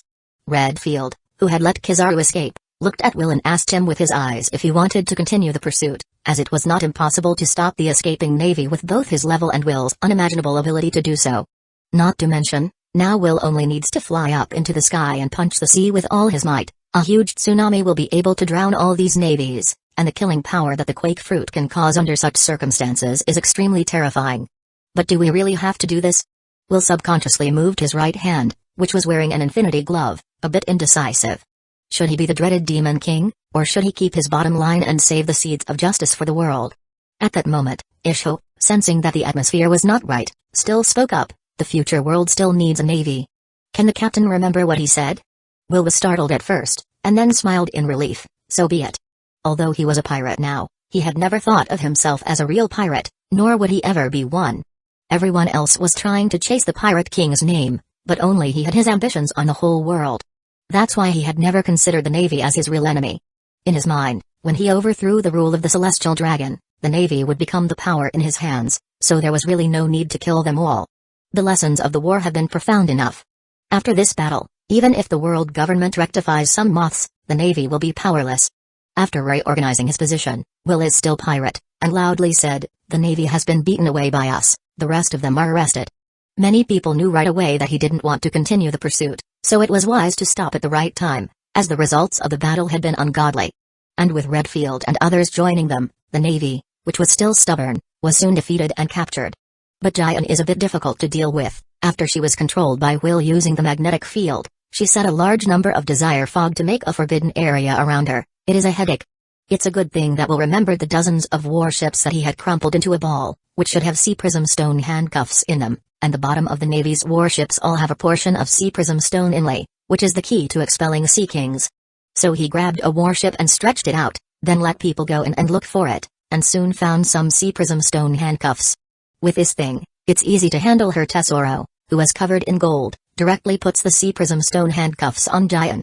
In a sense, he is really capable of overcoming Jian as long as the precautions are taken in advance. It is impossible to give the other party a chance to retaliate. Seeing that the sea prism stones had taken effect, Will grabbed Giant directly, and then used his fist to make wind and directly blow away the remaining fog of desire surrounding her. Ignoring Giant's gaze that wanted to kill, he flew back up to the golden tower. Feeling the adoring awe of millions of people, he smiled charismatically. The opening act is over, and I now declare that I, the captain of the Faceless Pirates, the fourth Emperor Faceless, will hereby establish my country. And its name is Dragon Exterminator. Wah! The crowd, already in a surging mood because they had defeated the Navy, immediately jumped up with joy, weapons raised high in their hands, and shouted to the heavens.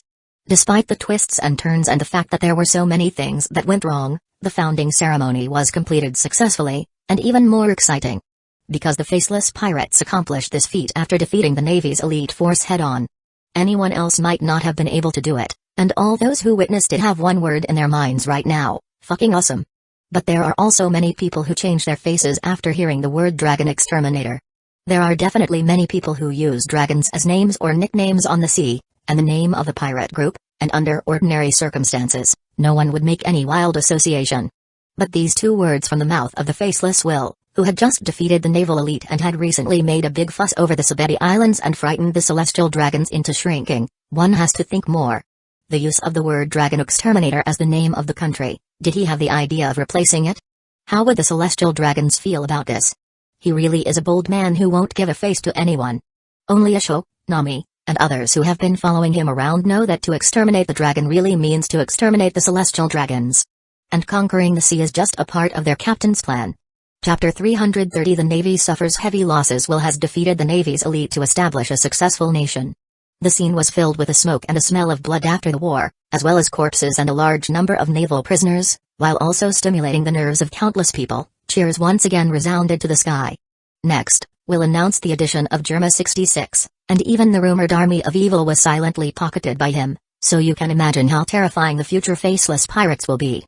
As for those pirates who contributed to the battle, Will also netted them into the peripheral forces, and when the Cake Island was obtained, Big Mom's all nations also needed people to guard it, and then these people would have a place to use. In the end, the world government's carefully planned war not only gave Will a fierce reputation but also gained a large number of men. The Faceless Pirates' strength has not only not been devastated, but has grown larger. As for the hegemony of the Dark World, they were all silent. The moment the Navy was defeated, they knew that the situation was settled, and it was impossible for them to say the words of refusal. Even the shipping magnate, who had the strongest attitude before, stated that he would do his part in the next battle of the Four Emperors. The others also had money to contribute and people to contribute, and they were afraid that Will would think they were doing it perfunctorily and kill them directly. This kind of madman can't be messed with. After the big battle they just had, they generally think that Big Mom is finished. No, she definitely has to die. Or they're in trouble. Will isn't afraid of what they do to his face and what they do behind his back, and those who dare to do something but don't do anything, he will have to settle the score with them later. It is really thanks to the Navy's big gift, otherwise it is a bit difficult to convince these people to join their own camp, but with such a good objective to make the Faceless Pirate group to show the strength of the strong, everything will fall into place. The first time he saw him was when he was in the middle of a fight, and the second time he saw him was when he was in the middle of a fight, and the third time he saw him was when he was in the middle of a fight. Morgan's filmed everything and is now shaking with excitement.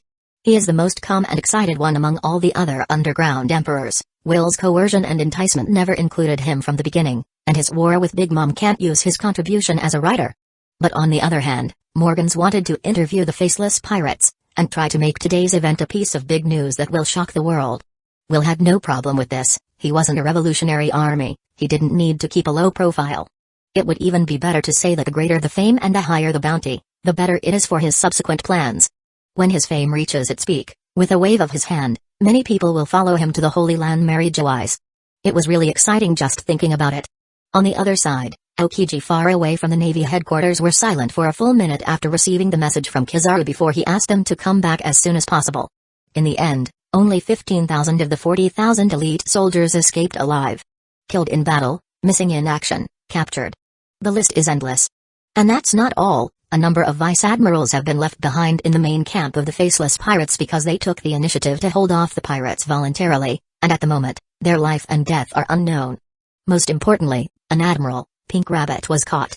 Except for him, a nominal fleet admiral, the huge Navy headquarters now has only a bunch of recruits and a few white-haired old guys left. The battle force, which had been hard to replenish, was on the verge of returning to its pre-liberation state, and the Navy's idea of becoming completely independent seemed to have suddenly become distant again. And with such an ugly defeat this time, how would the world view the Navy? Will the prestige gained by putting in so much effort to defeat Whitebeard suddenly evaporate? If it weren't for that group of officials in the world government holding the Navy's lifeline. Unfortunately, it's too late to say anything now. Aokiji closed his eyes in irritation, and after a while, after barely regaining his composure, he picked up the Dendenmushi. The first is to report it to the world government. Even with the professionalism of the Cypher Pol Agents Department, the world government probably already knows more details than he does. The second is to find a way to contact the Faceless Will, although it sounds very humiliating, but the other side arrested a large number of naval forces, including even many vice admirals, and also admiral, so he must find a way to see if they can be rescued. At the moment, it is not realistic to force the issue, so he can only find a way to talk about it. From the previous several contacts, the other party is not a person who is unable to communicate, and since the other party is taking the initiative to capture the Navy alive, then there must be a plan. In short, as long as the person isn't dead, it's always worth giving it a try. If the Navy did not care about these captured compatriots, the hearts of the people would be broken and the people would be completely disappointed in them. If you can't save your own people, who else do you want to save? Will just went to see Giant alone in an emergency gold prison, and it was a failed but expected meeting. It was a bad fate, a coincidence, a misunderstanding, but there is no denying it. It was born that way. Will didn't say anything more. Everyone's path is their own choice. He was willing to give Giant a chance, but his patience was also extremely limited. If it really came to the final step, then it can't be helped. Then when he came out of the prison, there was a fresh face walking up quickly, holding a Dendenmushi in his hand. Perhaps he was afraid that Will would kill him as a dangerous element, so the fresh face stopped before he reached Will. Captain Will, Fleet Admiral Aokiji would like to talk to you. Will looked at him with a blank expression. He had expected that the Navy would contact him, but he had lost the special contact Dendenmushi he had used to contact them last time. Looks like there are quite a few people from all sides on the island at the moment. Are you with the Navy or with the world government? Will faintly spoke up. A powerful aura instantly pressed down on the man, and cold sweat came out all at once. Does it matter who I am? The man struggled to speak. It's not important to you, but it's a little different to me, which will determine whether you can leave here alive or not, so you better think it over before answering me. Will's eyes were like those of a beast aiming at its prey, shuddering. Chapter 331 Pudding Plan. The man gritted his teeth and finally spat out two firm words, Navy. Hey, you're quite courageous, and at this time you still dare to say you are a Navy. Just when the man felt that he was going to be killed, Will suddenly retracted his oppressive aura and said, Bring me the Dendenmushi. If you were from the world government, you would be dead by now. When Will took the Dendenmushi, the man felt like he was in front of the door of hell, unaware of the sweat that had wet his back. This was the first time he had stood so close to face the fourth emperor directly, and hopefully, it will also be the last. After the Dendenmushi was connected, the voice of Aokiji was heard. And Will's lips curled up a bit. 10 minutes later, the call ended. No one except the two of them was clear about the details, but from Will's good mood, it seemed to show that he had gotten what he wanted. Morgans wrote the manuscript almost as fast as he could, then printed it as a newspaper and sprinkled it all over the world. The fact that Will, who was a fourth emperor, was going to build a nation was great news and received a lot of attention, so when Morgans vividly compiled a report of everything that happened at the nation-building ceremony from his own perspective, the world was shocked. Whether it's the faceless pirates openly declaring war on the Big Mom pirates, or the Navy attacking en masse but failing miserably, it's unbelievable. But in the end, the country named Dragon Exterminator established by Faceless Will is even more fascinating. It's not about changing the sky anymore, it's about poking the sky out and replacing it with another. This issue has been reduced almost entirely to a feature on the Faceless Pirates. Not only did it include the major events above, but it also mentioned the removal of Germa 66 from the world government to join Faceless Will, as well as interviews with some of the members, were compiled into a feature story that sold many times as many copies as before. The photos of Amit the shipping magnate and other emperors of the underground and Faceless Will laughing and chatting were all published. You want to change camps after you leave, then let's see if Big Mom believes you. It is said that after reading this issue, Big Mom was so angry that she made a scene on Cake Island, not only destroying most of her castle but also accidentally killing many of her own people, even some of his children. The next thing you know, the news is that Big Mom is starting to rally her troops and is preparing to fight the Faceless Pirates at her home base to the bitter end. Will's phrase "until death do us part" at the founding ceremony completely eliminated the possibility of reconciliation. The next battle of the two four emperors is bound to have one of them fall, or even two of them die together. Many people wanted to witness this unparalleled battle, but we're worried about being caught up in it, and were torn between the two. There were also some people who had the idea of fishing in troubled waters, and it wasn't just one or two people who wanted to pick up the pieces. And what will be the response of the world government and navy when the time comes? Are the other two four emperors just going to stand by and watch and do nothing? This all adds to the countless variables and suspense of the battle. Countless people are waiting for the final result with excitement and anxiety. And they wish the faceless pirates would fight the Big Mom pirates today. Just as everything settled down, the faceless pirates also began their final preparations for the war, and the first battle after the founding of the country was to take on Big Mom, who was also one of the four emperors, just to ask who else was left. Germa 66 was ready for war, and they were experts at it.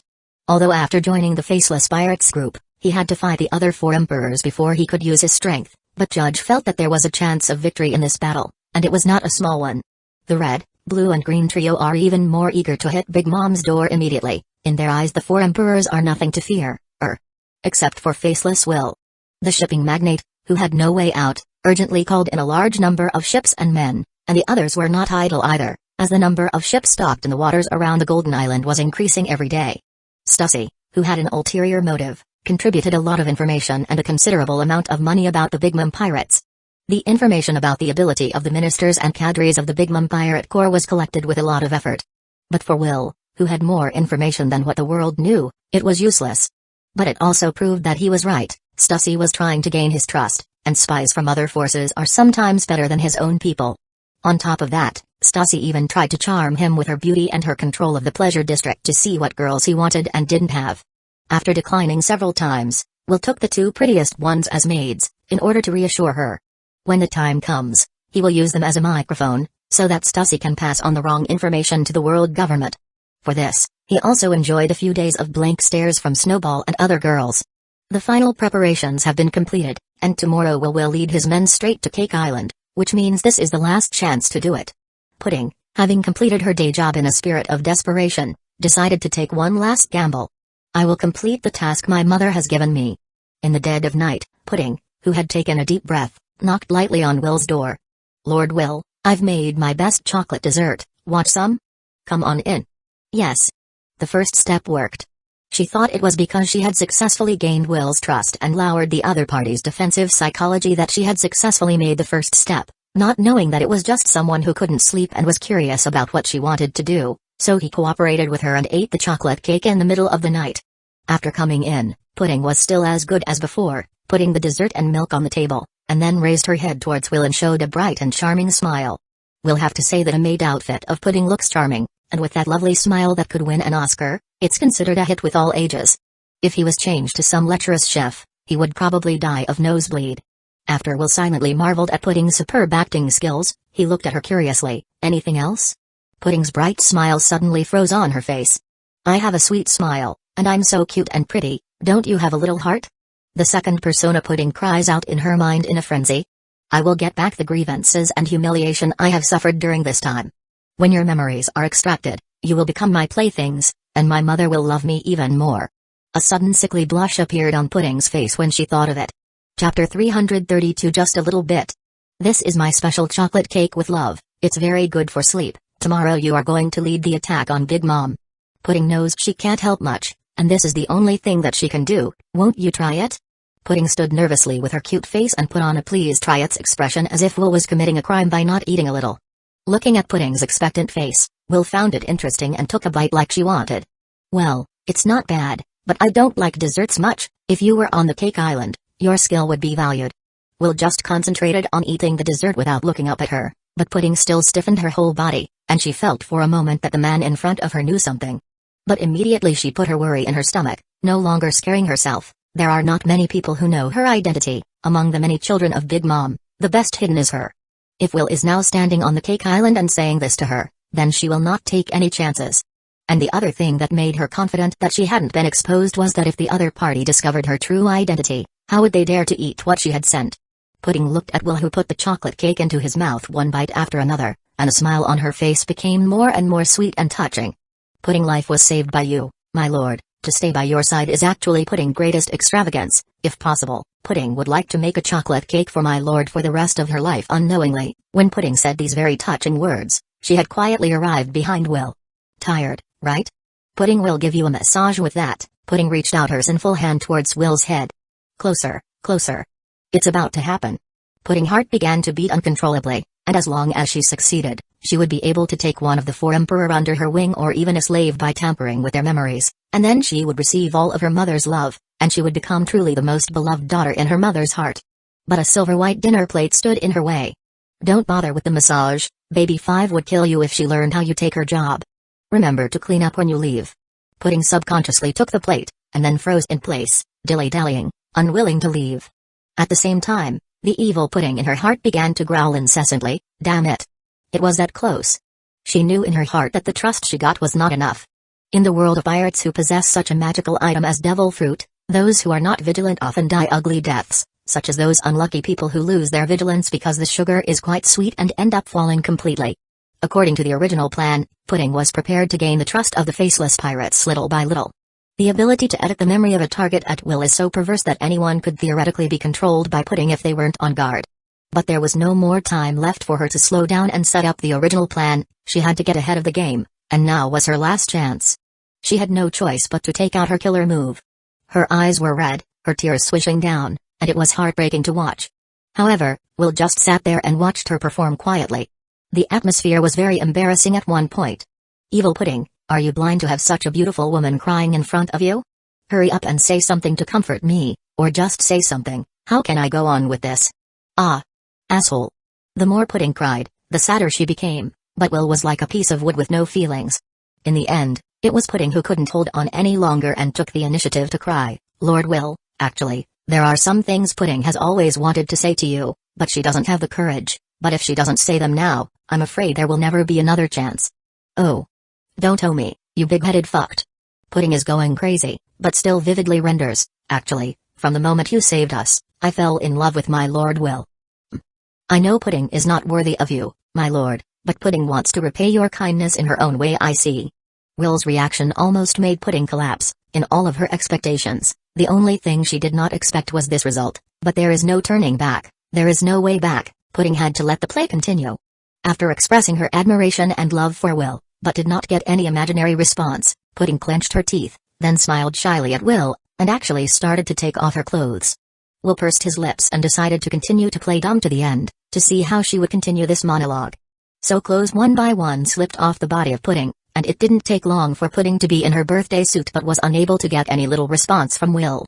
Will looked at her with strange eyes, a little expectant and a little joking. There is still a little bit of curiosity, but that's all. The plan to seduce him was likely to fail. Evil Pudding, why hasn't the drug worked yet? Is he a monster among monsters like Mother, and the drug doesn't work at all? Pudding, with a shy face covering the key parts of her body with her hands, was feeling extremely urgent. This time the drug was specially sent to her by her mother's subordinate when the founding ceremony started. It is said that the efficacy of the drug is extremely amazing, and with only a little bit of it, it can even make a sea beast unconscious.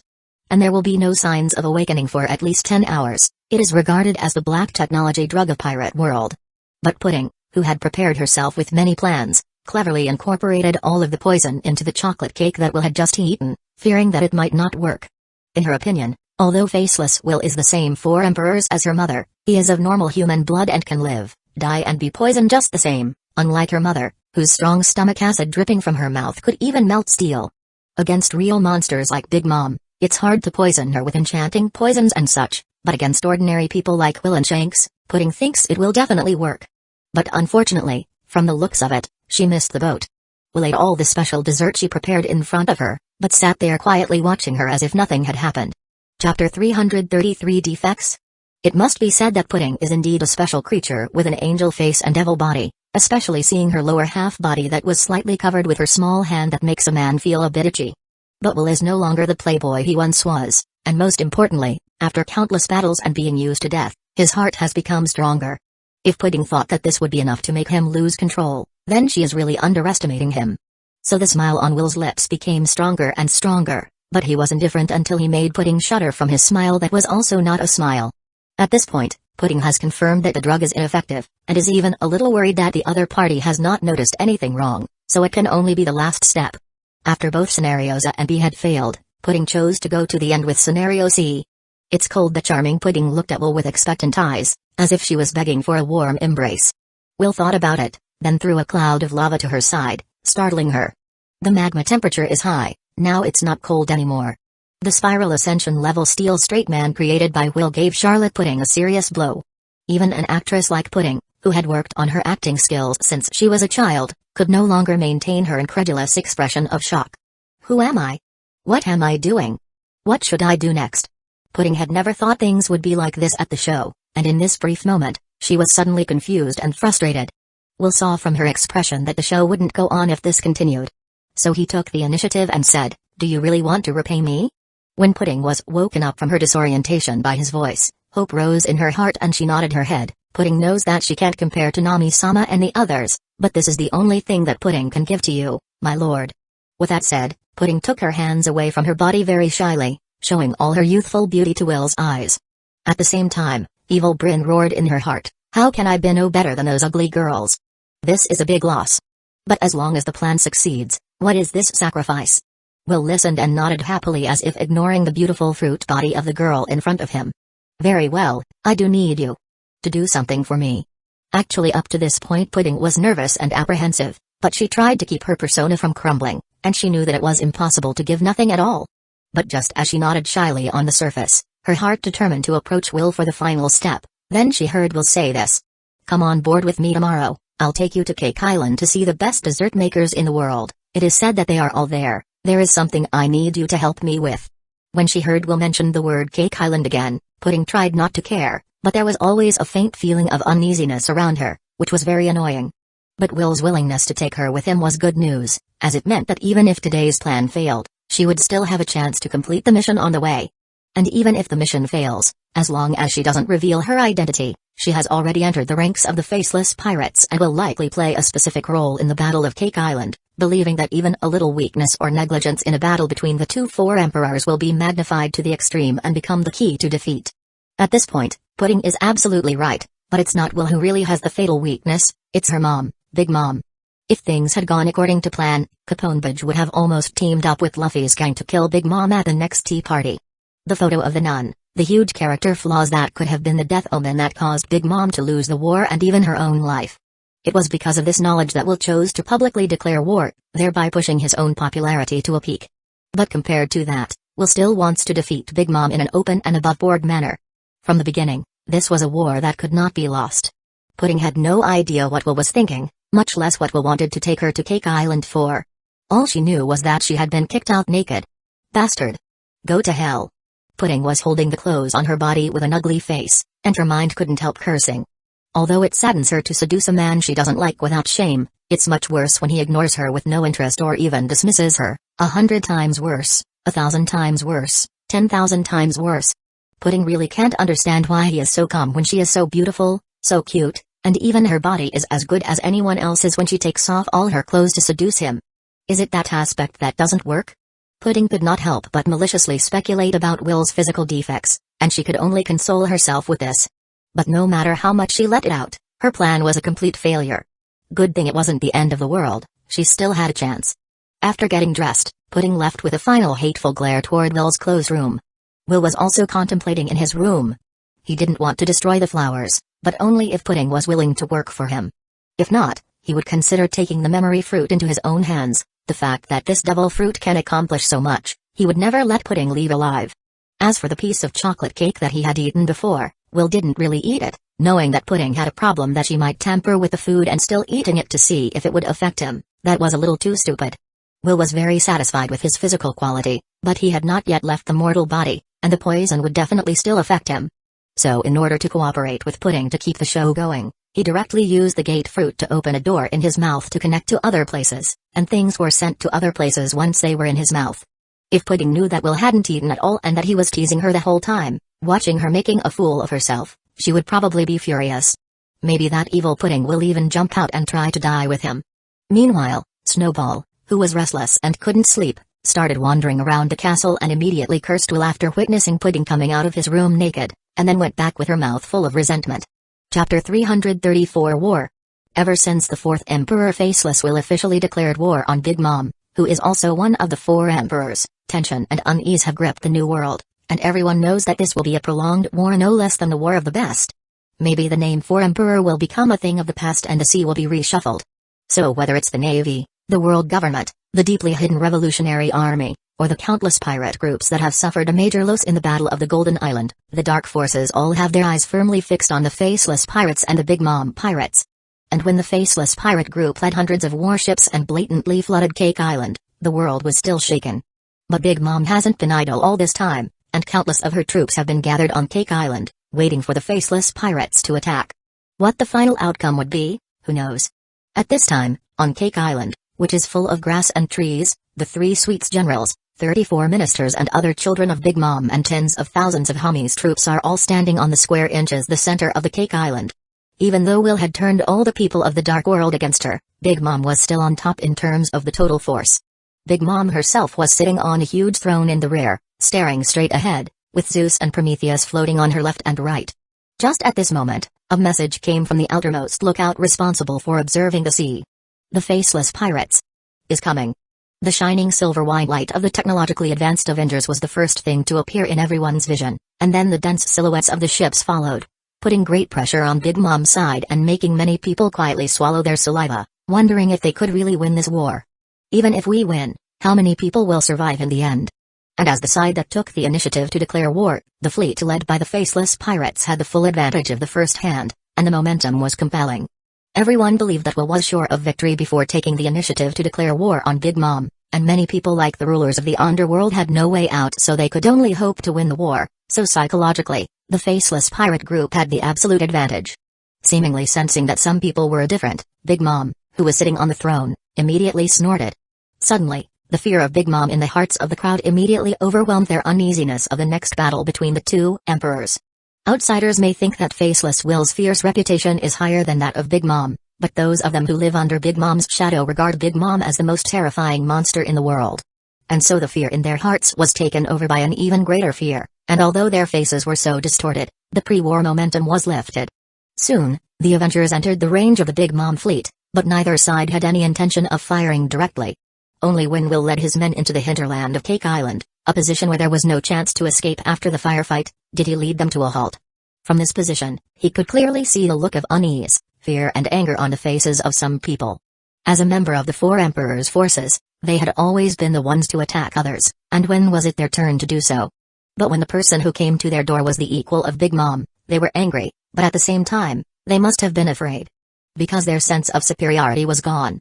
On the Avengers, Will stood proudly at the bow of the ship, while Snowball was standing beside him, looking extremely complex. Finally the day has come to fulfill the promise. Are you ready? Snowball seemed a little touched, but her eyes were confused, supposedly remembering the good ones. But all of that eventually dissolved into one word: please, Captain. Will was stunned at first, and then huge laughter spread throughout the battlefield. Big Mom, die. Kill. Oh. Will has no intention of getting involved with Big Mom, it's a do-or-die war. Originally Big Mom wanted to put in a few harsh words to find out why Will would do this, but who would have thought that the other side would just start fighting without saying a word? The furious, fierce-looking Big Mom immediately roared, "Fire! Don't leave one alive!" In the blink of an eye, more than 10 ships were sunk on each side. The Great War has begun in earnest. Countless uninvolved people were hiding far away, watching this amazing battle with great excitement. The spectacle was so spectacular it almost made these people collectively high. Will didn't want to take action directly, but he had brought these people with him anyway, and losing too many of them would hinder his next integration plan. So he stretched out his right hand, wearing the Infinity Gauntlet, and gently gripped it towards the Big Mom fleet, which was bombarding the front with shells. Crunch, crunch. Steel twisting screeching sounds came out from Big Mom fleet one after another. All the cannons were crushed to pieces by Will's grip. Fire, fire, fire. Bastard. Why are you not firing? Captain, it's not that we're not firing, it's that we can't. All the cannons were reduced to lumps of iron, it's all useless. At that moment, Judge and the others, realizing that the opponent's firepower was momentarily deactivated, immediately laughed maniacally and increased their artillery fire to suppress it, and at that moment the Big Mom fleet was blown to pieces. The other side's firepower was nullified by Boss, they're finished, haha. Fight. Kill them.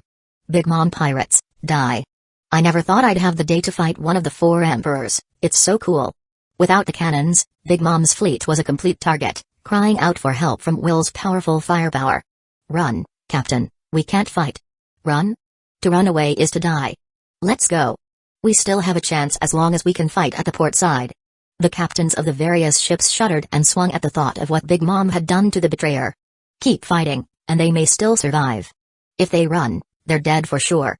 And will the faceless pirates let them run? And so, with great fear of Big Mom, the remaining ships shouted out a suicide charge, trying to salvage the huge firepower disadvantage by engaging in a battle to the side.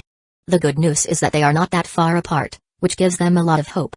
Will, however, did not bother with these cannon fodder anymore, and led the corps members directly to the Cake Island, where the real battlefield is. Chapter 335 Far from fighting between monsters. It is only a matter of time before the fleet of ships assembled by Big Mom is destroyed, but the death of these people will not affect the final outcome of the war. The real elite of the Big Mom pirate group all gathered on the Cake Island. To be frank, the peripheral forces are used to consume the faceless pirate group, and if it is gone, does not affect anything. The next duel will be the real battle. General versus generals. King versus king. When Will led his crew to the dueling place, Big Mom was looking at him with her huge size in a fierce grudge. Faceless Will, you have guts. I haven't gone to trouble you yet, you actually dare to come here yourself. It seems that sitting in the position of the Emperor has made you too inflated. Today you all have to die here. When it comes to the word death, Big Mom's destructive Haki of Conqueror is fiercely released towards Will and his group. Will had a smile on his face, but his eyes were full of indifference, and the Haki of the Conqueror released by Big Mom was blown away by his Haki of Conqueror counterattack before it could even touch the crowd. The two strands of Conqueror suddenly entangled together, just like water and fire, fiercely colliding with each other with his laser sound, and the huge wind pressure caused by the aftershocks alone made many people have to frequently retreat. The only people who are able to resist the aftermath of the confrontation between the two emperors with their Haki of Conqueror are only a few strong ones such as Uchiha, Redfield, and Kitakuri. The many children of Big Mom were the first to see their mom at full strength, and the seemingly tiny figure in front of Big Mom actually managed to fight her head-on without losing a step, which shocked them even more. Or should they say, worthy of being the fourth emperor? Just then, in the face of Big Mom's ravings, Will gave his response with a light smile. Inflated? You think too much.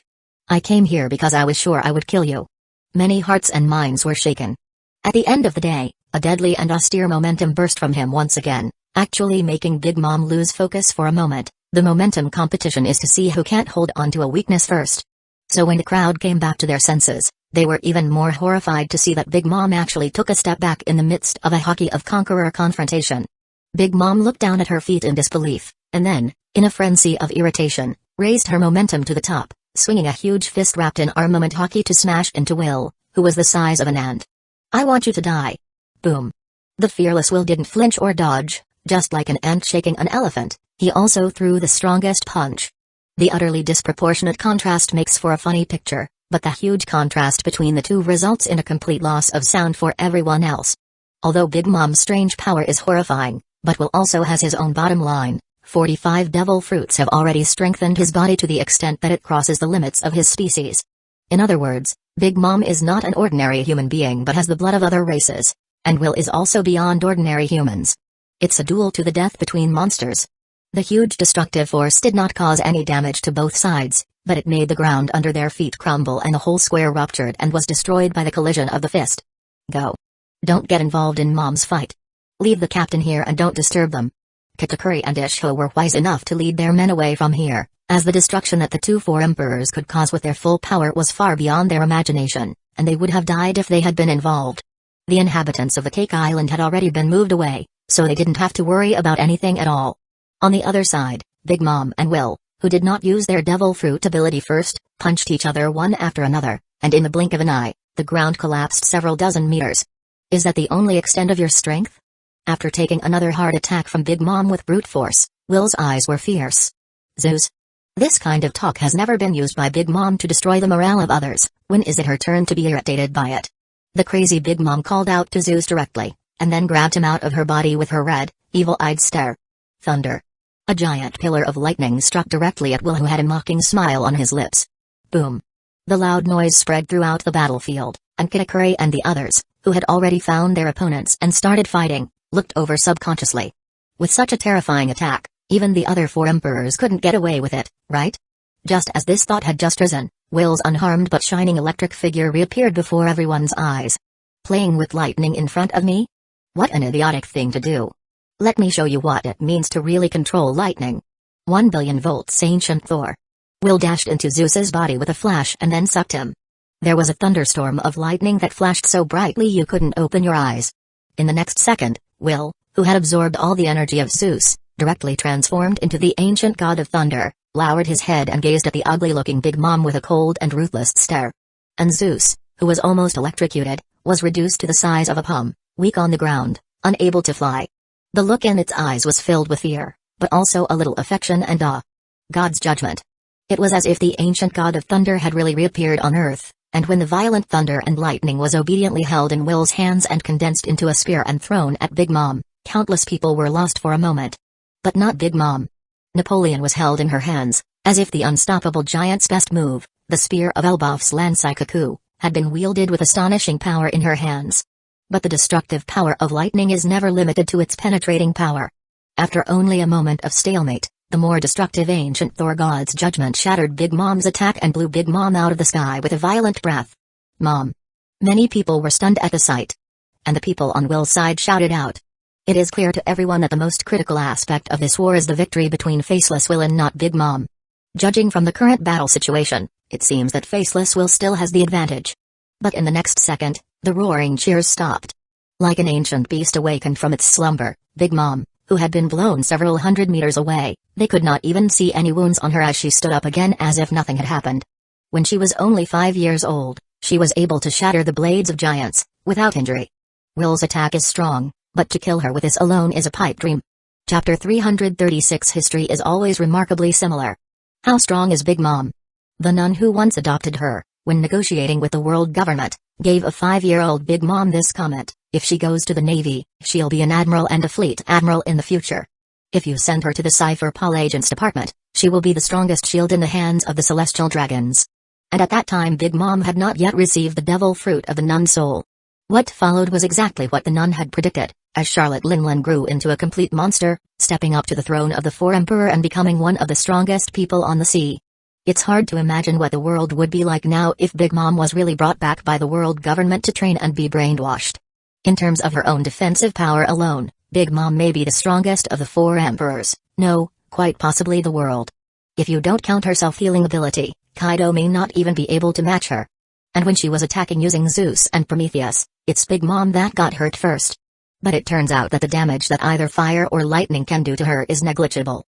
So after Will's attack just now, after counteracting Big Mom's Ikaku, it at most just knocked her flying, and besides being a bit dizzy, Big Mom didn't even feel anything. To describe her as a steel balloon is a joke. Is there such a thing as hard steel? Just as Kusagakure and the others were reassuringly focusing on their respective opponents, Big Mom pulled Prometheus over and launched a ferocious counterattack. Blade Mother's blaze. Fierce flames descend from the sky. But the violent thunder is indifferently and ruthlessly blocking the flames firmly. Red flames and silvery white thunder clash in the sky, emitting a destructive atmosphere that is frightening. Emperor's sword broken blade. I'm going to burn you in half. The flames of Prometheus cling to the two-horned cap Napoleon, concentrating the power of the two great homies. Big Mom held the fire blade high and slashed at Will, the god of thunder. Get back. Will's right hand, wearing an infinity gauntlet, directly grabbed the blade of the Napoleon, and then the electromagnetic field instantly moved to twist it into a slant. At the same time, his left hand, which had been building up its strength, clenched its fist tightly, and there were layers and layers of white light on it, and it was not clear whether it was the power of lightning or the power of the fruit of the earthquake, or both. When Napoleon began to wail, Big Mom realized that no matter how hard she tried, she couldn't pull it out of Will's hands, and it was too late to move away. The strength and power of 45 devil fruits after boosting him, the power of thunder, electromagnetic force, repulsion, power of shock, armament hockey, and finally plus the increase of more devil fruit. Will punched Big Mom with only his body. When Big Mom flew upside down with the sonic boom resounding through the sky, vomiting blood, almost no one like Sparrow could believe their eyes. The monster-like unbeatable mother. They can't believe she is injured. And that's the second time she has been blown away head-on. The first time it happened, they could console themselves with the fact that the Faceless Will was nothing more than that, and could not hurt their mother at all. But what about this time? Is the blood sprayed in the air also fake? That's why panic begins to spread. Just then, Kitakuri, who was struggling to parry Redfield's attack, shouted, "Mama is fine, don't be distracted." Almost all of Big Mom's children knew of Katakure's ability, so when he shouted it out loud, everyone felt relieved, as if they had found their backbone.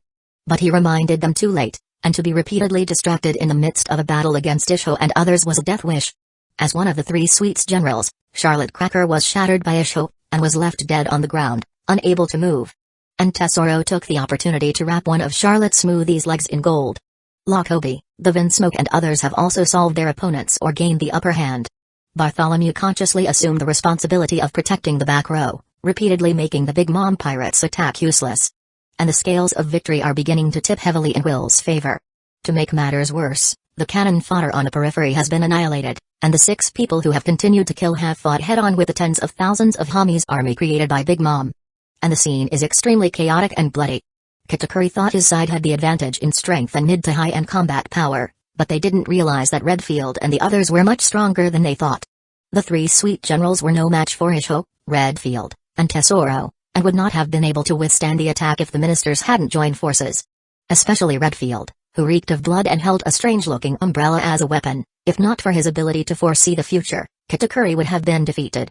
Redfield is a genius among geniuses, both in terms of talent and training of observation hockey. What Katakuri is fighting now are the leftovers from his early days, and both of them can see the future to a certain extent, and even Redfield can see a little further than Katakuri. Redfield, at full strength, is stronger than an admiral. Katakuri and the others never imagined that their Big Mom pirate group would actually be wiped out one day. The amazing battle between the faceless pirates and the Big Mom pirates attracted so much attention that Morgan sent a lot of reporters to cover it in real time and also shot a lot of footage to send back. But they only dared to hide in faraway places to broadcast live, not knowing the real battle situation on the island, which made many people anxious. Just when the world government wanted to force the Navy to attack again, trying to fish for a profit but was blocked by people like Aokiji, and others. And Kaido, who had disappeared for a long time, showed up again, and was leading his own band of beast pirates to the waters near Cake Island. It seems that the war will become more intense in Cake Island. Whose side will Kaido's presence be on? Or is he also thinking of picking up the fruits of victory and trying to wipe out the 2 emperors? As soon as the intelligence officer who discovered the beast pirates' whereabouts reported the incident, he was horrified to see that the last 4 emperors had also appeared, and they were facing the beast pirates. Knowing that Kaido is close to Big Mom, and even Kaido seems to owe Big Mom a favor, how could Will not be on guard? Long before he was ready to make a move on Big Mom, he sent someone to contact Shanks. As the man who has faced Devil Fruit ability, how could he not think of participating in such an important event? Just kidding. In fact, Shanks actually agreed this time to pay off the favor he owed before. History is always strikingly similar, and the scene of the War of the Best is about to repeat itself. Chapter 337 Capone Village Plan. The 100 Beasts pirates and the red-haired pirates meet unexpectedly in the waters off Cake Island, and if Shanks can stop Kaido once, he can stop it twice. The 2 emperors of the sea fought without even having words. Add to that the battle between Faceless Will and Big Mom on the Cake Island, and it's clearly turned into a 2-on-2 scuffle between the 4 emperors. The prying eyes of the world government immediately stopped all plans for the war when they got the news, with the beast pirates and the red-haired pirates watching over them, and if they and the Navy dared to show their faces around Cake Island, they would surely become a target. After all, the war between the 4 emperors was considered a civil war. And the world government and Navy are the common enemies of all pirates on the ocean. If you want to take advantage of this opportunity, you'll have to see if you have the right teeth. The extreme uncooperativeness of Admiral Aokiji, coupled with the sense of crisis created by the appearance of Kaido and Shanks, finally prompted the world government to give up wading into the muddy waters, and no matter who wins or loses in the end, at least one of the 4 kings will fall. This is already the most celebrated good news for the world government that has not contributed a single soldier. Back to the cake. Big Mom, who was punched by Will, rolled over dozens of times after landing on the ground before finally managing to stop. It had been too many years since anyone had been able to hurt her. The punch not only broke through the defenses of her tough body and dented her bloated stomach, but also injured her insides with the force of the Quake Devil Fruit, which was the real reason why she vomited blood. Even if Big Mom is really a monster, she can't escape the category of creatures, and Will doesn't believe that her internal organs are so indestructible. This scene was shocking in the eyes of Caponebridge, who had been plotting to kill Big Mom. The only time he had ever seen Big Mom injured was when someone accidentally knocked over a picture of the nun at the last tea party. That time Big Mom went into a fit of mere instinct and almost killed everyone at the tea party with strange sounds. But that was also the time that Caponbaj found the big man's weakness. A big mom who goes into a rage over a picture of a nun being knocked over would completely lose her tough body defenses, and just simply kneeling down would leave her knees bleeding and vulnerable. Originally, he had considered whether or not to team up with a faceless will, steal the picture of the nun at a critical moment, and then smash it in front of the big mom. This way faceless will, who was also the four emperors, could probably easily kill the defenseless big mom. And the fact that he teamed up with the fourth emperor faceless will to kill another four emperor may have brought his reputation to a peak. Maybe with the help of faceless will, he can sit on the four emperor throne left behind after Big Mom's death. But when faceless will punched Big Mom, again and again, ignoring the opponent's defenses and spitting out blood, he threw away the idea completely. A monster of the level of the four emperor is not something he can speculate on at all. Perhaps when he took out the picture of the nun and smashed it, it wasn't the death of Big Mom that came first, but the end of him who dared to venture into the war of the four emperor. Looking around at the chaos of the battlefield, Caponbaj wisely chose to retreat. Now that the plan to kill Big Mom has been shattered, the most important thing now is to take his wife and children and leave this wrong place. He does not want to be taken as a Big Mom pirates and lose his life. As Caponbaj ran away, Big Mom pirates suffered heavy casualties. The faceless pirates don't have as many mid-level cadres as the Big Mom pirates, but their high-end force is much stronger than that of Big Mom, so it's only a matter of time before Kusagakure and the others are defeated. It seemed like it was all over. For the first time in years, Big Mom, having been wounded, went into a frenzy when she got back on her feet. The unbearable strange sound instantly swept across Cake Island. Even Will frowned. The best solution was to use the fruit of silence to teach Big Mom how to behave. But replacing the devil fruit takes a minute, which is too risky and not necessary. Will directly used more moat to increase 30 times on himself, and the huge figure seemed to disappear directly in front of everyone's eyes. While someone was still looking around for Will's figure, Big Mom, who seemed to have lost her senses and was screaming, was hammered into the ground by Will, who appeared above him like an instantaneous movement. Roar! Will's roar was like thunder exploding in their ears at the same time. Many had just been incapacitated by Big Mom's strange sound, and then were dizzy from Will's thunderous roar, with blood streaming from their ears. The so-called strange sound is, to put it bluntly, a combination of hockey of conqueror and sound waves. He also possesses both the thunderbolt fruit and the earthquake fruit, so his understanding of sonic attacks is far greater than that of Big Mom. So louder than a voice? I'm sorry, it won't work on me. Looking at Big Mom, who was hammered into the ground and struggling to get out, Will took a deep breath, then wrapped all kinds of power around his hands and posed with his body leaning forward and pulling back with both fists. Die. Even before his voice fell, Will's fists danced like phantom shadows, wildly smashing into Big Mom's body with dozens of attacks per second. Aura. Aura. Aura. Aura. Aura. Aura. Aura. Aura. Aura. Boom. As Will's final punch fell from the sky, the entire square exploded instantly. Prospero and others, who were already far away, were instantly blown away by the energy blast, and every stone ejected was comparable in power to a musket, killing an unknown number of people.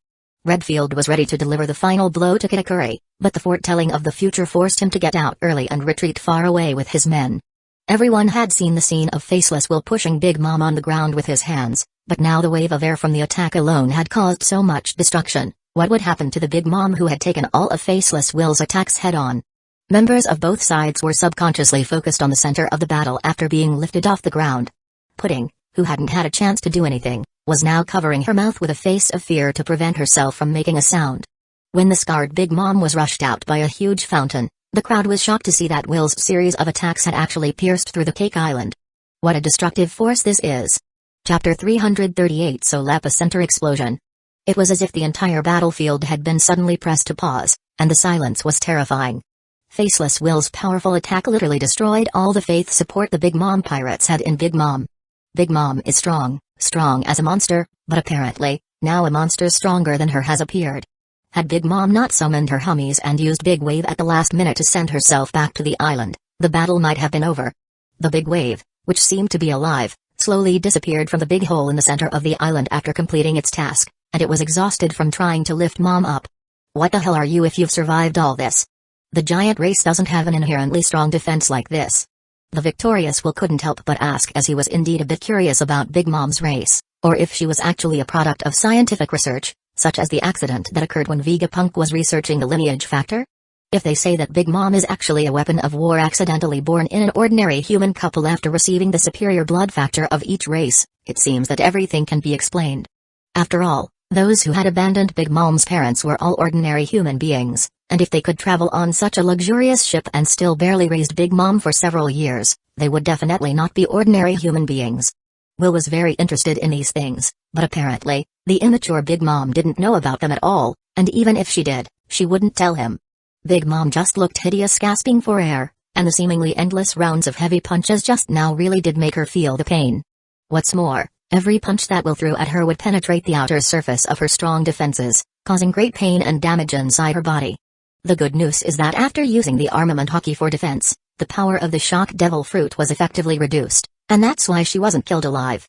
But even so, she was hurt quite badly, and she swallowed back the blood that had come up to her throat several times. Mom. Are you okay? Prometheus, the only one of the three homies still intact, asked worriedly around the Big Mom. Shut up and say one more word and I'll eat you. Big Mom, with a gloomy, mad face, grabbed Prometheus directly and attached the flame to her fist. Prometheus immediately just shut his mouth in shock, while staring at Will with a vicious glare. At first glance, Big Mom's country is sustained by her family, but those who know it knows that her country is built on fear of Big Mom. Anyone who disobeyed her wishes or disliked her, even her own children, would be eaten by her or die with their entire lifespan taken away. Fear paired with the power of the fruit of the soul makes her reign unbeatable. But when she faces an opponent of the same level, when the enemy has no fear of her, the fruit of the soul can do very little. In other words, she now has to rely on her physical skills to fight Will, in addition to Prometheus in her hand. So Big Mom rushed forward, her huge body breaking the ground with every step. Firestorm. Faced with Big Mom's uninspired attack, Will shook his head in disappointment, then hit her with a back-to-back uppercut to the jaw before Big Mom could hit him, knocking her off the ground. But just when Will was about to finish off Big Mom with a series of attacks, he found that Big Mom's evil ghost-like face was actually laughing. Soul. At the center, an invisible force suddenly swept through the arena, and one by one, those affected by this force vomited blood and fainted. Only Redfield, Isho, Katakuri and a handful of people who have trained their observation Haki to a high level barely stayed sober, but it was like being beaten on the head hundreds of times with an indefensible hammer. The pain alone is unbearable. The Hami soldiers and some of those who were not mentally strong enough, had their souls shattered and fell to the ground like puppets with broken strings. Will, who was also defenseless and nearest, felt as if 10,000 needles had pierced 1,000 holes in his soul, a pain so different from the physical that it is hard to describe. But his mind, or rather soul, strength was likewise strengthened by a large amount of devil fruit energy, and although the key to unlocking the treasure chest had not yet been found, the quality was there, so although he suffered the most severe damage, it was not intolerable. Both the trance and the pain made his next attack slower by several beats, and even his movements were deformed. Taking advantage of this opportunity, the fierce-looking Big Mom clenched her hands on her weapon and blasted out to an attack that can shatter the mountains. Ikuku Sovereignty. The giant tribe's best moves are used with weapons to exert maximum power, but Napoleon was twisted into a twist by Will before and couldn't be used at all, so even if its power couldn't be exerted 100%, Big Mom was determined to use both of its sides to attack Will with Ikuku Sovereignty. If it were put in ordinary times, even if Big Mom used this sneak attack, Will would be confident that he could easily avoid it. But the pain and sluggishness in his soul caused him to experience severe delays and jerky control of his body, and he was unable to dodge this move, Ikuku Sovereignty, only to use his armed armament Haki for the defense at the last minute. Boom. Will, who transformed into the ancient god of thunder, spanned the entire Cake Island, collapsing countless buildings before finally stopping at the edge of the island. This was the first time since the beginning of the war that Big Mom had done real damage to Will. But, apparently, she also had a hard time using this hidden weapon, and her look withered quickly, and her breathing became ragged. And the so-called soul shock explosion is actually a special way to detonate the soul power she extracts in her daily life, in order to carry out a wide-ranging sudden attack at the soul level.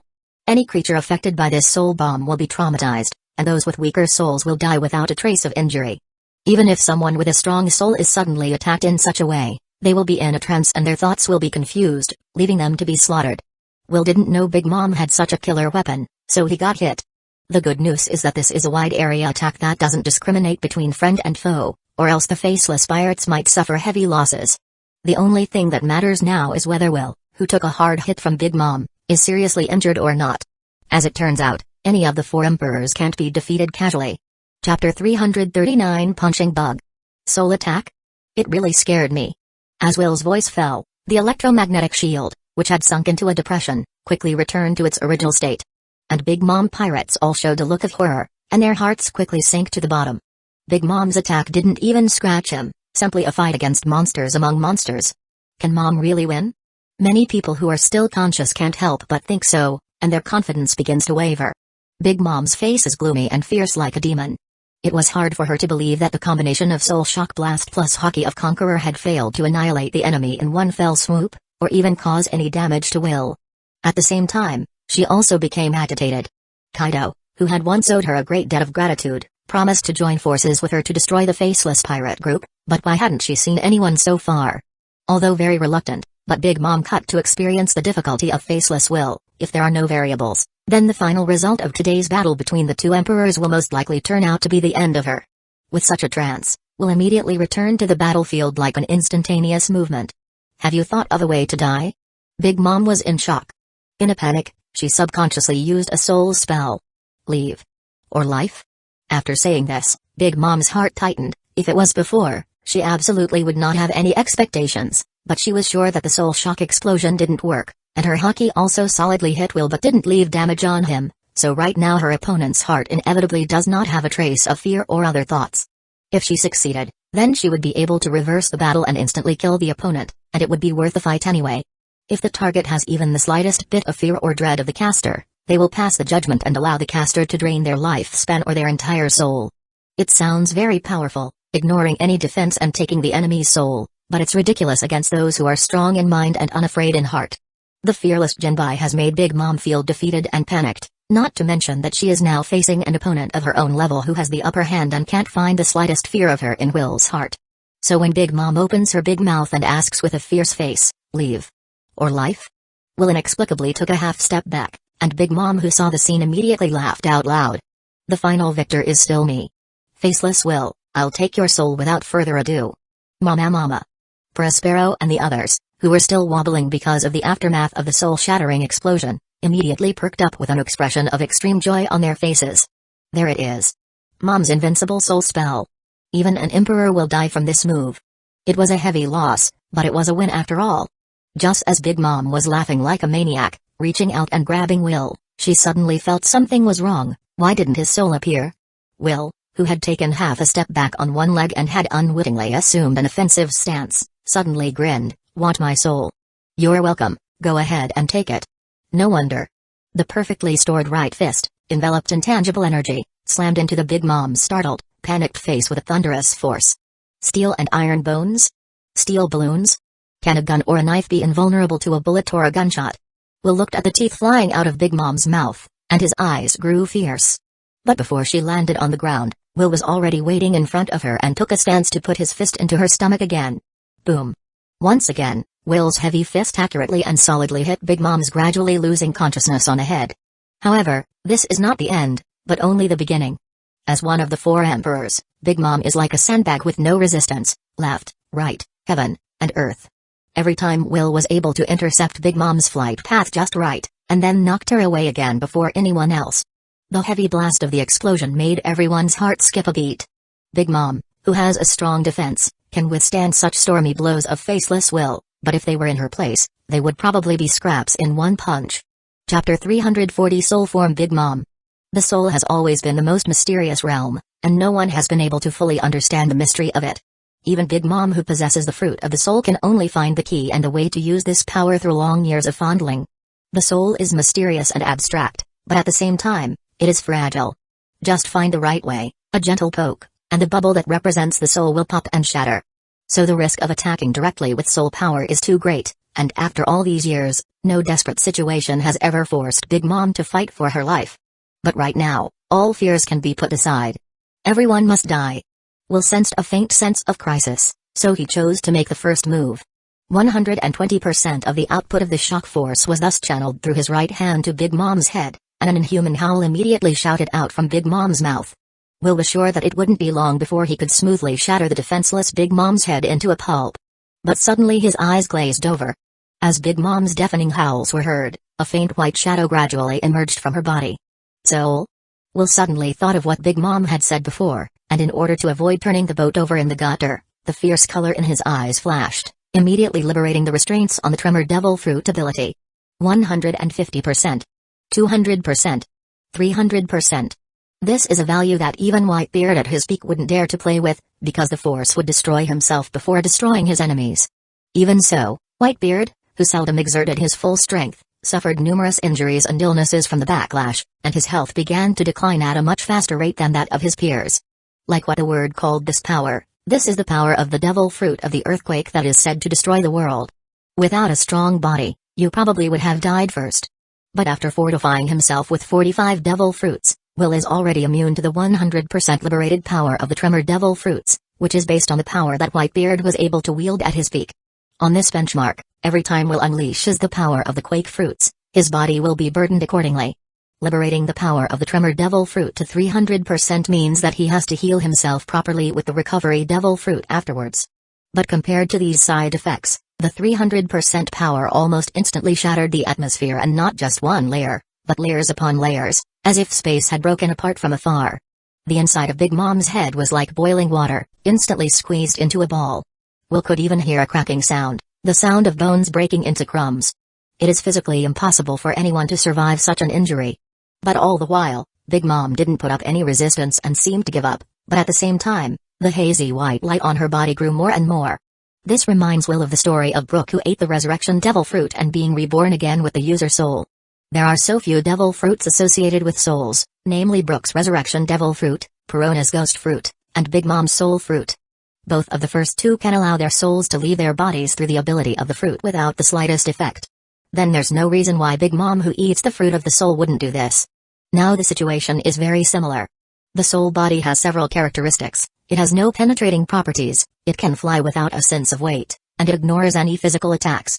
Will didn't know what other special abilities Big Mom's soul salvation had, so he immediately discarded her corpse and was secretly on guard. When Will shattered Big Mom's brain, the harsh wailing disappeared for a moment, but immediately there was a more uncomfortable scream. If the former can still reduce the volume by blocking the ears, then the latter seems to sound directly in everyone's mind. Even if the ears are blocked, even the deaf cannot escape from the scream. Big Mom's body fell down, but Big Mom in a soul state stood up again. Big Mom, who abandoned her physical body and reappeared in the form of a soul body, is growing up to mouth the ultimate version of strange sounds, which she calls the final soul lament. The remaining Hami's army immediately froze in their tracks upon hearing this elegy for the soul, and then fell to the ground like dominoes. Countless balls of light rose from their bodies, and then entered the body of Big Mom as if they had been summoned. Big Mom was like an inflated balloon that inflated extremely exaggeratedly. It's not enough. It's not enough. Give me all of your souls. Even before the words died down, an even more ear-piercing wail from the souls spread through the entire Cake Island. Those who could not withstand the wave of soul attacks all fell upright on the ground, and then familiar, but much larger, clusters of light emerged from these people, and then swiftly threw themselves at the inflating Big Mom. Among them were people from the Faceless Pirate side, people from the Big Mom Pirate side, and even her children who had their souls taken by her in a coma. Big Mom has become even bigger and more condensed. But she still wasn't satisfied, because she couldn't have a real body anymore, and she had to make Will and his group pay dearly, and she wouldn't allow any of them to leave Cake Island alive. So she immediately turned her attention to the three great Hamis who were hiding and trembling. You are a part of my soul splitting away, and now it is time to return to your mother's arms. Mom, no. I don't want to die. Run. Mom is completely crazy. Zeus, Napoleon, and Prometheus tried to escape, but were immediately horrified to find themselves immobilized. Then Big Mom's soul's body sucked so hard that the souls of the three major Hamis were immediately sucked into her mouth, and then gulped them down with a thud. Clouds drift away, fires die out, and a hat falls helplessly to the ground. The three Hamis are gone for good, but Big Mom feels better than ever. Freed from the confines of her body, her soul power could continue to grow without limit, but at the same time, every second of her existence was consuming a great deal of soul power. In other words, she can live as a soul body, but only if she can snatch enough souls to sustain her consumption in that state. Big Mom's body is dead, but her soul is still alive, and may even live forever. All this thanks to one person. The soul body Big Mom, whose strength climbed to another peak, opened its mouth wide and looked at Will with bloodthirsty eyes. Chapter 341 Ignorance. Now it's your turn to say your last words, Faceless Will. Big Mom's roar blasted directly in the head, but Will was fearless, and his demeanor did not change at all. Last words? Do you think that being free from the shackles of the body will make you stronger? I'm amazed at your stupidity. Now I am invincible. With Big Mom's roar, the palpitating terrifying energy tore apart everything around her, and even Will felt the space around her changing. The sunny sky turned dark with clouds and thunder. The winds whistle over and over again from Cake Island. Big Mom's manic mood actually changed the color of the heavens and the earth. It was incredible. But Will's eyes grew brighter as he witnessed all of this, and at this moment he was certain that what he had in mind was correct. With enough souls, I will be able to do anything. And you will die here, along with the people you brought with you, to become my food. Shanks, Kaido. I will overtake all and become the new pirate king. Mama. Big Mom is laughing as hard as she can, and while laughing she now sees that Will is also laughing, and laughing even more maniacally than her, bending over with tears on the verge of coming out. What are you laughing at? Somewhat irritated, Big Mom locked onto his soul directly and started pulling. The violent suction made Will's body glow white, and that was his soul. But Will, as if he hadn't seen all this, raised his head indifferently and looked mockingly. I laugh at how horribly idiotic you are. It's hard to believe that you don't know anything about the soul. Do I know nothing about the soul? Big Mom was stunned for a moment, then laughed as hard as she could. Mama, if these are your last words, then I admit, you did make me laugh. As a soul devil fruit user, is there anyone in the world who knows more about souls than she does? But she found that the color of ridicule in Will's eyes became more intense. Even your soul is about to be extracted by me at once, and what do you know about dying, you mole? You mean this? Will looked down at the white light emerging from his body and the outline of the circle of souls, then casually pressed that. And the white light disappeared. The soul that was about to be taken out of the body returns to his body. Big Mom's eyes were incredibly wide. No way. How did this happen? She started pulling Will's soul as if she were crazy, but no matter how hard she tried, it was like a stone sunk in the sea, and nothing happened again. What the hell have you done? What have I done? I'm merely using a magnetic field to counteract your abilities. A magnetic field? What's that? Will had no way to explain these theories to Big Mom, who had never matured mentally, and to be honest he didn't understand much either, but it was enough that he could use the power. What exactly is a soul? There are many kinds of explanations, abstract explanations, scientific explanations, religious explanations. Until now, Will was not sure what the soul existing in the pirate world was and how it should be explained. But after seeing Big Mom change the surrounding electromagnetic field with roar, thus changing the color of heaven and earth, he understood everything. From the moment Big Mom abandoned her body and chose to exist in the world as a soul, she had lost completely, and lost without resistance. Is there anyone in the world who understands and uses electromagnetic power better than Will? The answer is no. Will faintly waved his hand, and the dark clouds scattered, revealing the dazzling sunlight. Then he waved his hand again, and the wind stopped howling, and the turbulent waves returned to calm. All the magnetic fields affected by Big Mom's soul returned to their original form. If one can say that the terrifying power of Big Mom's roar changes the color of heaven and earth, that makes one's heart palpitate and one's eyes show despair. Then Will's waving his hand gaiety and then restoring everything to its original state, which made people even less able to resist. That's an area only God can touch. Big Mom, who just now was unstoppable and called for the other 4 emperors to become the king of pirates, finally showed an uncontrollable fear in her eyes. Ignorance is the worst. She thought that she had reached a new peak at the moment and that she was invincible, even as her surroundings changed at her whim. But immediately Will told her in action, invincible? You must be kidding. So if she stays here she will die. As soon as this thought came to mind, Big Mom immediately took a subconscious step back. No, I can't die yet. My kingdom is not finished yet. Sister has not been found yet. I haven't been able to become king of the pirates yet. I can't die here. I haven't lost yet. Must be because there aren't enough souls. Yes, that must be it. I'm going to get out of here, absorb more souls, and then I'll take it all back. Yes, that's right. Big Mom, whose heart had been completely confused, suddenly flew up and tried to escape without saying a word, and everyone who saw it was stunned. The one who left fear in the hearts of millions of people, actually, was beaten away? Still desperately resisting, the scarred Kusagakure and the others had a rare look of bewilderment in their eyes. Will couldn't help but raise the corners of his mouth. It was too ignorant to try to run now. Then many saw him reach out a hand in the direction of Big Mom and grab it so gently. Then the flying Big Mom bounced back as if it had hit an invisible wall with a thud. An invisible magnetic field locks her in, like a cage designed especially for her. Let me out. The soul of Big Mom, in a state of frenzy, starts pounding on the electromagnetic cage, but the seemingly invulnerable thin layer of electromagnetic walls is desperate, And no matter how Big Mom attacks, the only one who suffers is herself. Her futile attacks and injuries are consuming her body's soul power, and it won't be long before her unsustainable soul completely dissipates into the world. So Big Mom panicked. But she didn't beg for mercy from Will, she just screamed the name Mother in agony. If she was going to die in the next second, she would give up anything to see Mother one more time. At that moment, Big Mom, who was in a state of madness, heard the ghost of Will say, "You will soon meet Mother Carmel. In fact, you already know where she is all these years, don't you? But you don't want to admit it. What a sad story." Chapter 342 Truth and Collapse. The birthday party on my 6th birthday was really so happy. The delicious dessert. The sincere smiles of Mother Carmel and my friends. But why did she disappear after she woke up? Where did everyone go? Huh? With such fun abilities, all the flowers, plants and trees have come to life. You said your name is Prometheus? You are created with my soul? Great, but why don't I remember doing such a thing? What exactly happened that day? Why does Starsea look so ugly every time this question is mentioned?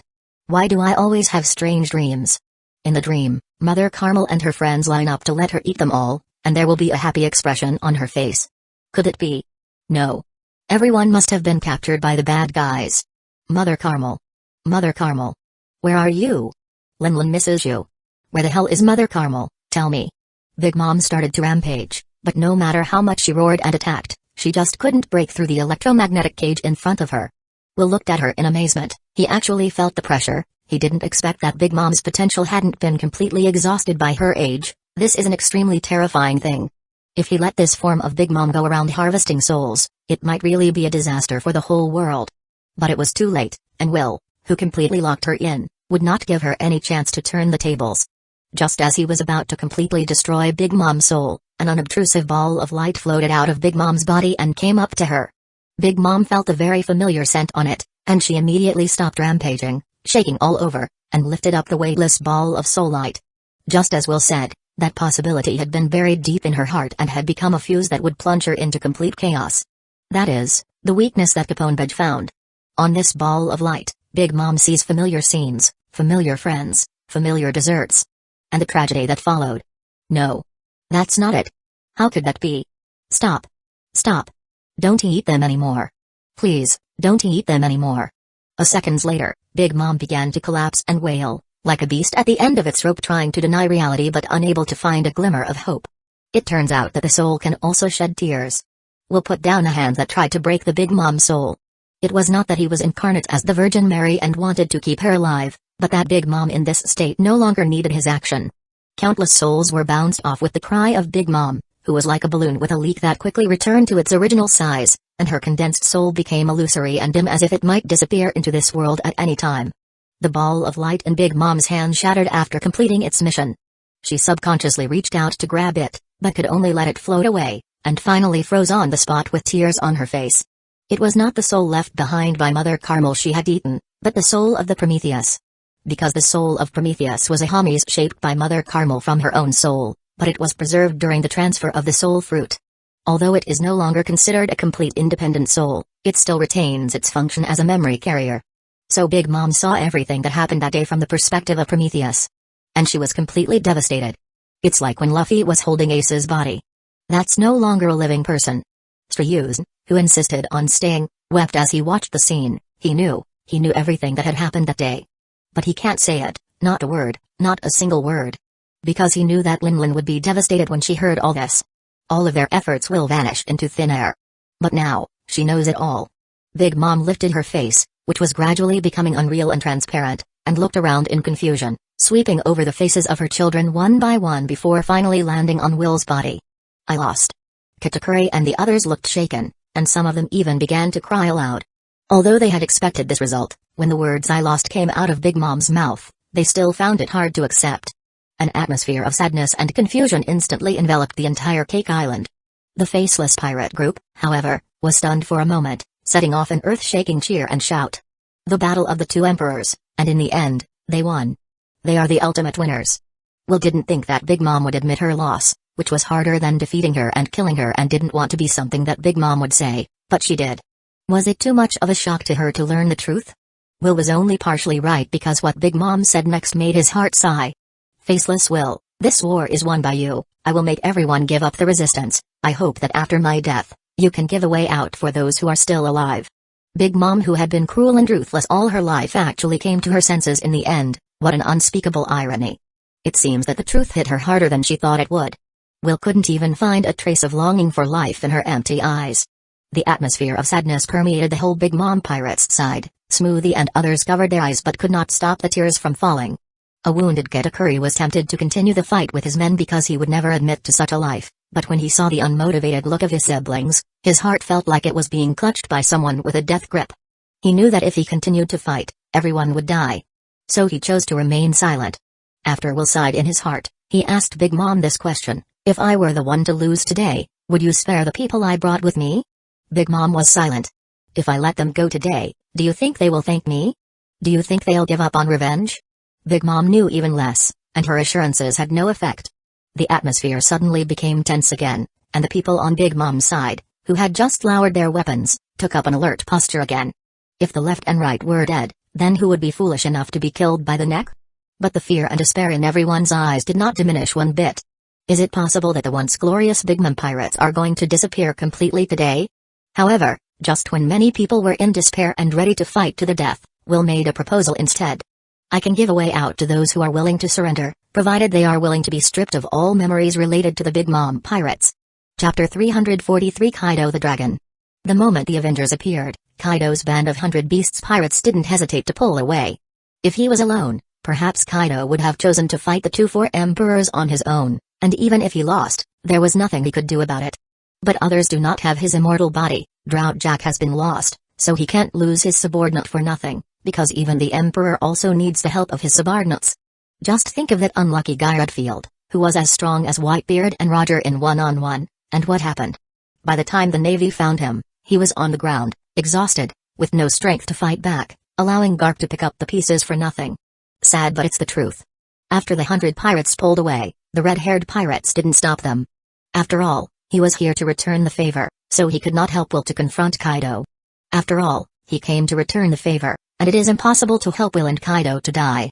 So the two sides retreated very tacitly. The presence of the Avengers here means that the battle of the 2 emperors on Cake Island is over, and the result, of course, speaks for itself.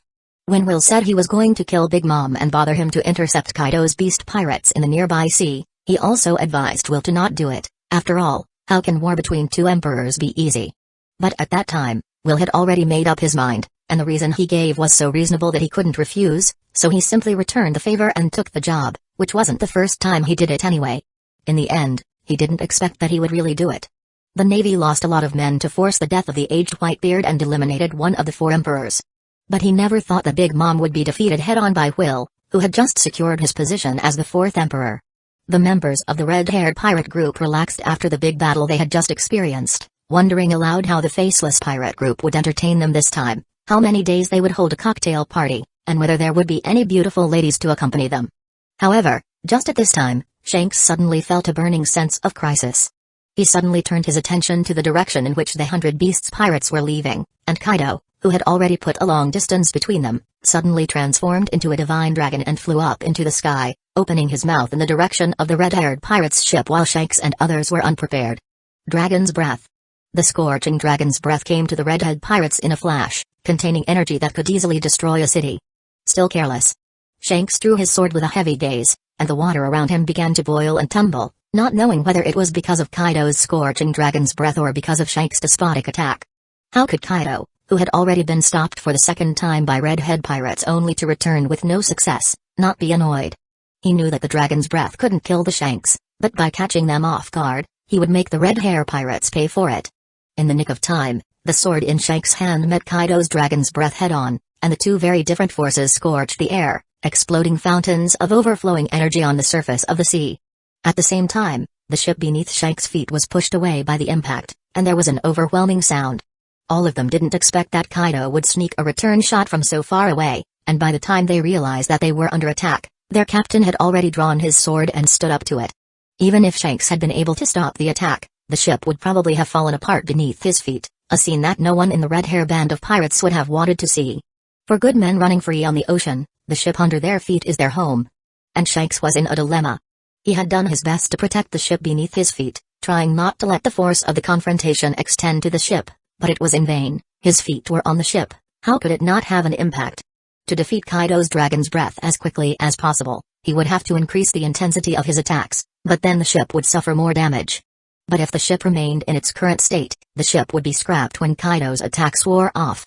Just when Shanks was in a dilemma, a stout thunder dragon suddenly came in midway, and a violent explosion directly cut off the hot dragon's breath. And Shanks immediately shattered the remnants of his strength to save the ship beneath him, while looking for a figure. In the sky, Will, who was stuck between the beast pirates and the red hair pirates, was squinting at Kaido's dragon form. What was in front of him unlocked Will's confusion. There has been so much speculation about Kaido's devil fruit that it's surprising that what Kaido ate was actually the dragon fruit of the ancient zone beast species. So the question is, Kaido is the owner of the dragon fruit, so what devil fruit did dragon eat? Is it wind? Or is it the weather? Or something simply unexpected? Things just got funnier and funnier all of a sudden. Even as Will gazed at Kaido, who had just spat out his dragon's breath to attack the red hair pirates, stood erect with pride and looked at him carefully.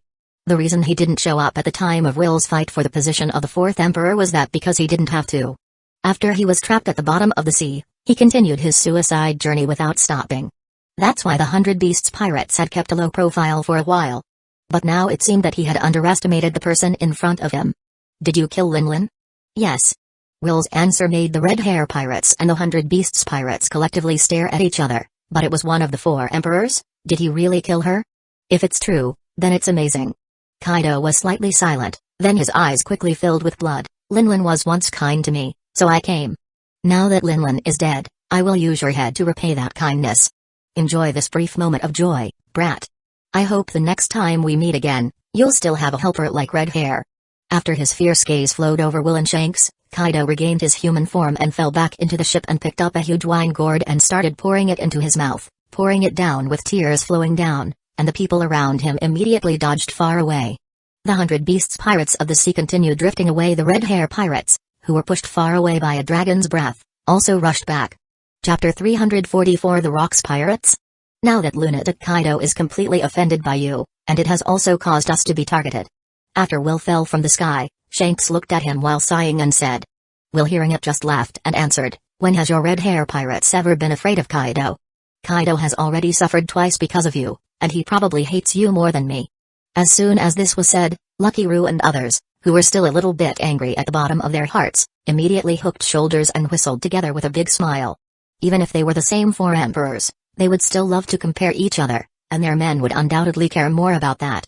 Although Will was telling the truth, it just didn't feel the same when it came from his mouth. Kaido, who threatened to take the head of the faceless Will, was beaten back twice by them, and their sense of honor and pride was suddenly aroused. Think about it, among the 4 emperors, Big Mom was slaughtered by faceless Will, and Kaido took the initiative to declare war on Will before the results of the 2 are even half a catty, and finally the red hair pirate group, twice beaten back Kaido, even if it was slightly better. Just 2 words, awesome. Lucky Roo and the others were all happy, but not so unhappy when they looked at Will, who had gotten them into this war. Will didn't know that these guys had already made up so many things in their heads, and he was discussing something big with Shanks. If Big Mom and Kaido are barely one faction among the 4 emperors, then he and Shanks can barely make an offensive and defensive alliance because their ideas don't conflict and they recognize each other, which is key. Did you really kill the Big Mom? Yes, even her soul is completely dissipated, dead beyond death. Shanks still couldn't help but look twice at Will after hearing this. How on earth did this guy do it? If he had gone up against Big Mom, he would have had the confidence to defeat Big Mom, but no one can be sure of the final result if it were to be a life and death struggle. But Will did it, and he didn't seem to be hurt. That's a little too scary. After the death of Big Mom, the world will definitely change again, and the vacant position of the 4 emperor will be like a piece of rotten meat attracting a number of flies to plunge into this bottomless pit. By then the sea will be extremely chaotic, and I wonder how many people will die for the position of the 4th emperor. Under the lure of this name, the most important thing is that this time the Navy and the world government will not stand by and watch a new 4th emperor emerge from the sea. Shanks looked worried. He always had the biggest frame of mind of all, and the most far-sighted view of things, and there was one thing he didn't say, and that was that unless a monster like you, who cannot be described by common sense, appeared again, he would quickly take power and end this turmoil. However, Will doesn't have the worrying personality of Shank, especially one who loves to worry for others blindly. He will always do what he thinks, and only when he does will he know if it's right or not. I happen to think the opposite of you. I think it's better to be messy because it's easier to get things done when the water gets murky, right? Shanks stared into his eyes and asked in a deep voice, so the word Dragon Exterminator wasn't just chosen, was it? Are you a member of the Revolutionary Army? No. Are you trying to replace it? Who knows? Will looked at the sky with a profound glance. Shanks couldn't find the answer he wanted on his face, so he sighed and said, "You give me the feeling that you are becoming more and more dangerous. I have paid you back the favor I owe you, and I will continue our adventure with my men." Will didn't get angry but smiled cheerfully and agreed, "Wise choice, but I believe you'll still be on my side in the end. I'm not sure what you've been plotting or what you're afraid of, but if someone has to be the starter, then let me be." Shank was shaken, and then calmly said, "Then let time prove it to me." "Yes, but it looks like you won't be bringing anyone to the victory party after the Great War." "I'm sorry," Shank laughed. "Next time. This time I'm just returning the favor. I have nothing to do with Big Mom's life or death, and I don't want to convey the message to some people that the Red Hair Pirates have joined forces with the Faceless Pirates, so let's forget it." Will knew that Shanks had his own pride, so instead of persuading, he pointed to Lucky Roo and the others, who were already discussing the evening's program. "They're going to hate you." Shanks hearing it laughs. "Even if we can't attend your party, we can still have a celebration party for 3 days and 3 nights. Will nodded when he heard it. The Red Hair Pirates are famous for their love of cocktail parties, and without outsiders, they would probably drink even more heavily. But before they parted, Will couldn't help but ask, what is the relationship between Big Mom and Kaido, and what does Kaido owe Big Mom? The smile on Shanks' face faded away as if he had recalled a memory he didn't want to talk about. It took a while before Will heard Shanks say, "Have you heard the name Rock?" Will's eyes flickered and nodded slightly. "I've heard a bit about it. It's rumored that it was a dreadful existence that dominated the sea before the Great Age of Pirates." Shanks nodded, then continued, "Yes, before Roger became the Pirate King, the Rock's pirates were the most powerful existence on the seas. The young Big Mom and Kaido were both parts of the Rock's pirates." "So that's it. I didn't think I was really asking the right person." Faced with Will's probing, Shanks did not respond but continued to tell about the Rock's pirates. "Do you know why Garp is called a hero?" Will knew a little, but not necessarily accurately, so he shook his head. Because he was involved in the destruction of the Rock's pirates, it was for the sake of the Navy's reputation that the world government stepped in to make Garp a naval hero, and put all the glory for the destruction of the Rock's pirates on his shoulders. This god-making campaign was an unprecedented success, and Garp became not only a naval hero but also a hero in everyone's heart.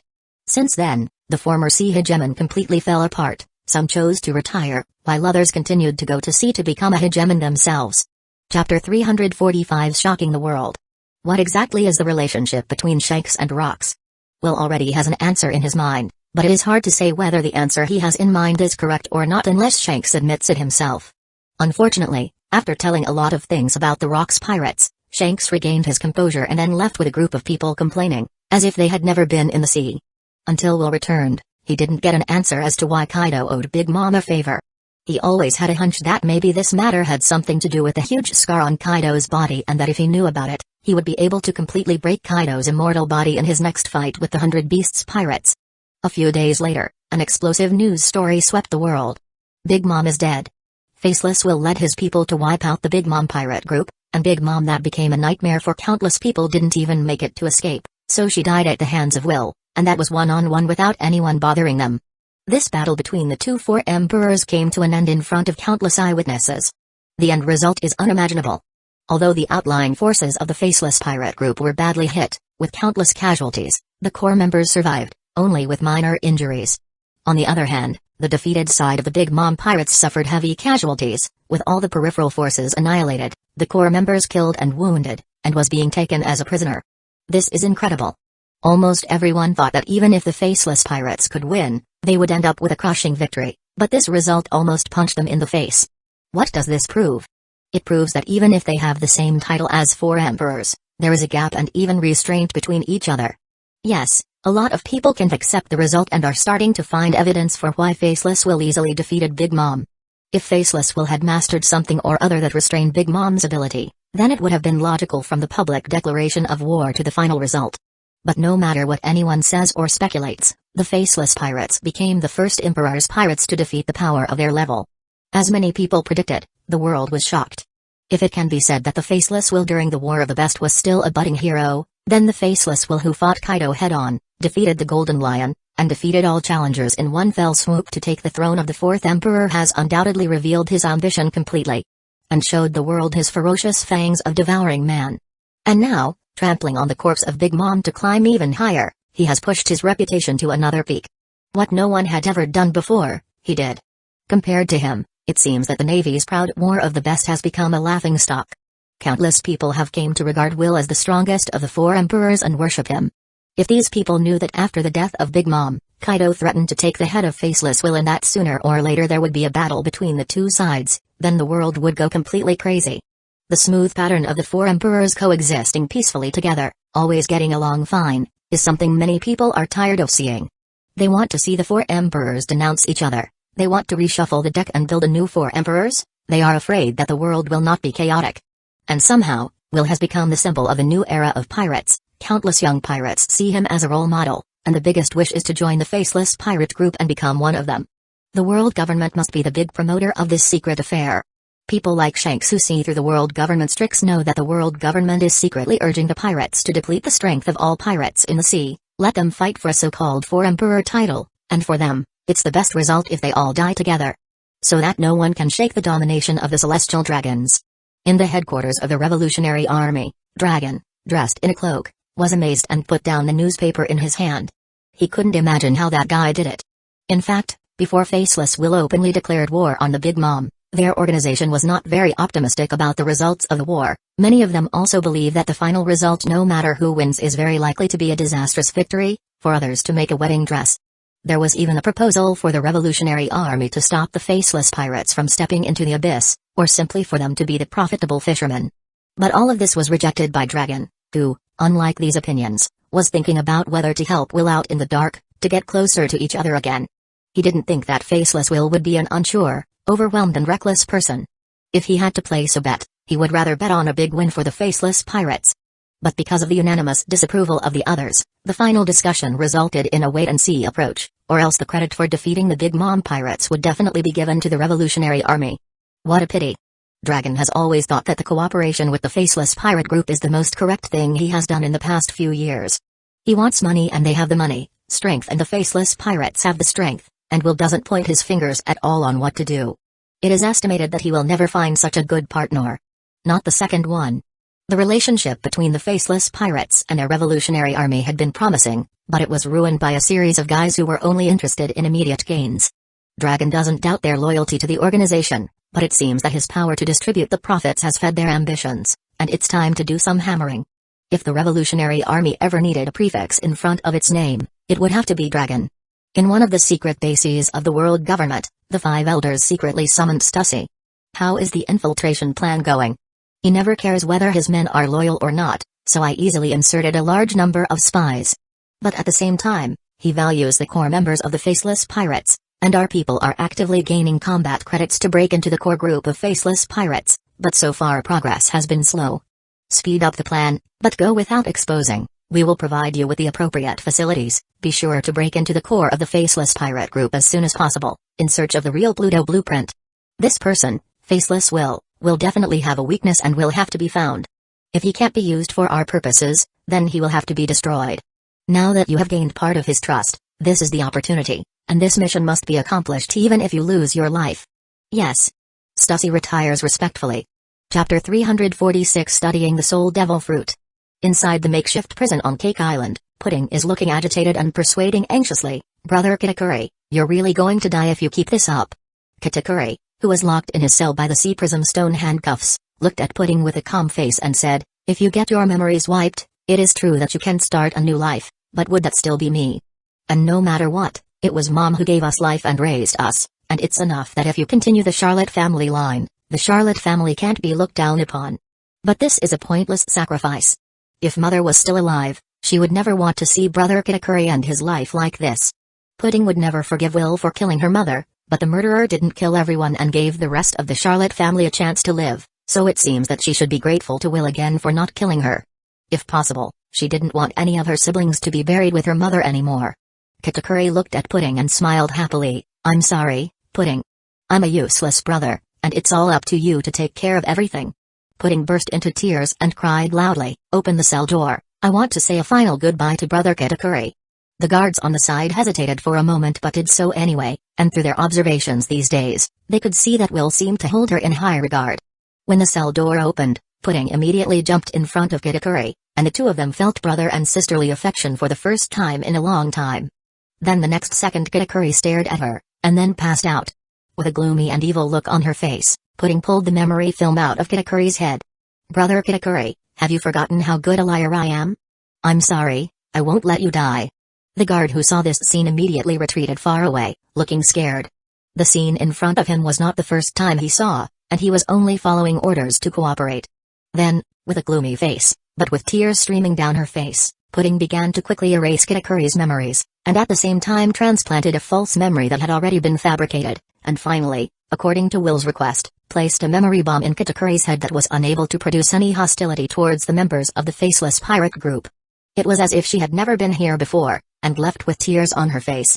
It was like an endless torture for her to personally erase the memories of all her brothers and sisters these days, to watch these relatives never remember her again, and not even to have her existence in their future life. It was really torture. To make matters worse, the ability of her devil fruit gave her a strong memory but was unable to modify her own memory in any way, that is to say, everything that has happened so far will accompany her in the rest of her life like a nightmare. In this comparison, it seems that the others who can't remember anything are happier. After finishing today's work, Pudding came to Will's room as usual to report the situation. In terms of potential, in the entire Big Mom Pirates, Kitakuri is the most amazing. Maybe in a few years, Kitakuri will be the next Redfield. What a shame. Well done, you saved his life, or I would have had to kill him to save it. Pudding lowered her head in silence. I'll arrange a new living environment as soon as possible, and you can still visit them sometime in the future. To be honest, I have considered taking the memory fruit into my own hands, but I'm not a murderous person, so you know what I mean.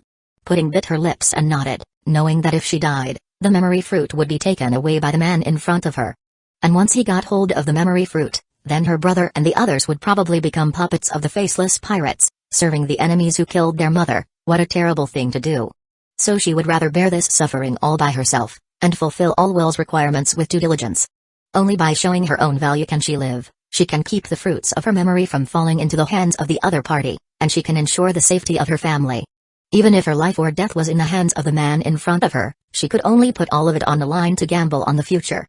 After reporting all she needed to report, Pudding left in silence. Perhaps the best thing about living here is that no one will look at her third eye differently, because there are pure three-eyed tribes in the Faceless Pirates. After Pudding left, Will once again contemplated whether he had done the right thing. He wanted to control his power, not let it control him. Of course, he will not be converted to a holy mother. All the people whose memories have been wiped have been placed in special islands by him, and they are all free, but only within certain limits. As long as these people are not allowed to leave their sphere of influence, even if someone tries to use them to cause trouble, they will have to pay a much more painful price. Shaking his head to stop thinking about these troubling matters, Will began to study the soul fruit again. In the process, he discovered that the homies that was given life with ordinary soul power, its strength or lack of strength all depended on its state before it was activated, which meant that there was no potential to speak of. A tree was just a tree, and a flower was just a flower. But if Will is willing to divide a part of his soul and use it to create a homies, then the activated homies will have the characteristic of being able to grow. For example, the original Prometheus was just a miniature of a fire, so it was very small when it was activated.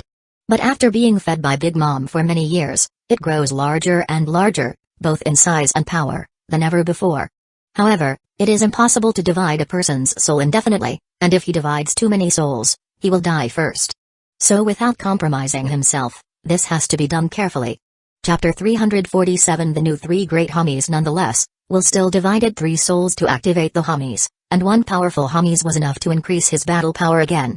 Only unlike Big Mom's usage, the soul carrier he chose was an elemental body he separated from the devil fruit, which was in overload, to begin with. The homies created in this way can be powerful right from the start, without having to be fed bit by bit. So in a clearing on Cake Island, to Will's left stood a 10-meter-tall lava giant, powerful and domineering, and from time to time the lava that fell low to the ground made a thunderous sound, looking like the lava titan in the movie Wrath of the Gods. And Will named it Malphite. The unstoppable lava giant, Malphite. Standing on the right is a yellow sand giant with a dog's head and a human body, and as the wind blows through the dense yellow sand, the sand becomes somewhat illusory. And he named it Nasus, the god of death in the desert. At the same time, a thundering dragon with beautiful electric light shining all over its body hovered over Will and roared. If the thunder dragon he used in the past was merely a means of attacking after shaping lightning into a form, Then this thunder dragon now hovering above him was a living being with a soul. It's called Sol. The three major hummies created by Will with his own split soul, Malphite, Nasus and Sol. Perhaps still a little attached to a certain game, so the activated image is very close to it, so we'll simply use these three names for them. And this can be called a kind of commemoration of it. After all, he can never go back. And with these three helpers, he will have an absolute advantage in the upcoming war with the 100 Beasts pirate group. Alright, come back when you've had enough fun. Will immediately called them back as he looked at the disfigured mountain that had been ravaged before him. When he heard his master's call, Malphite, whose body was covered with hot lava, immediately shrank to the size of a man, and the lava on its surface quickly condensed into lava armor, although the dark red lava flowing inside its body could still be seen through the cracks of the armor, but at least it had already been separated from the state of being a man or woman and was not going to cause destruction everywhere. At this point, Nasus, who has a dog's head but somehow exudes an air of nobility, is much better, because the sand in its normal state is not that lethal. The only one that was a bit jumpy was the thunder dragon Sol, who roared excitedly in the sky for 2 times before slowly changing back to a meter-long state and falling down.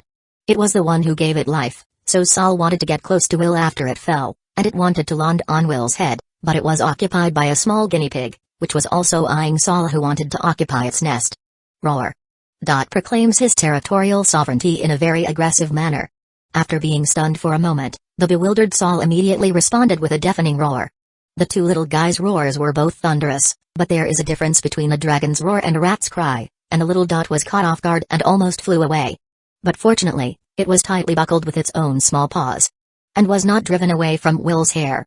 The little dot that was caught in the hand nodded its head and pointed at the puzzled Sol and complained at the same time. It's obvious that it was the one who provoked it first. This little thing is really smart. Will cryptically put it back on top of his head, and then the little dot immediately erected upright as if see, I am the boss, making the newly born Sol feel the deep malice. It's angry. Opening his mouth wanting to teach little dot a lesson, but before he opened his mouth, Will pulled it around his arm. Although the current has been reduced to a minimum, it is still fatal for ordinary people. It's not a big deal for Will, but he still feels numb and itchy. The first thing he noticed was that the current was so strong that he could not even see it. Immediately, like a general who had won a battle, the little dot danced proudly on Will's head with a cha-cha-cha. After returning with a few pets, Snowball came to Will's room with a well-prepared afternoon tea. Made a decision? Will raised his head in surprise. Ever since Big Mom died, little Snowball seemed to have changed into a different person, and the endless emptiness after her revenge made her a little lost for a while.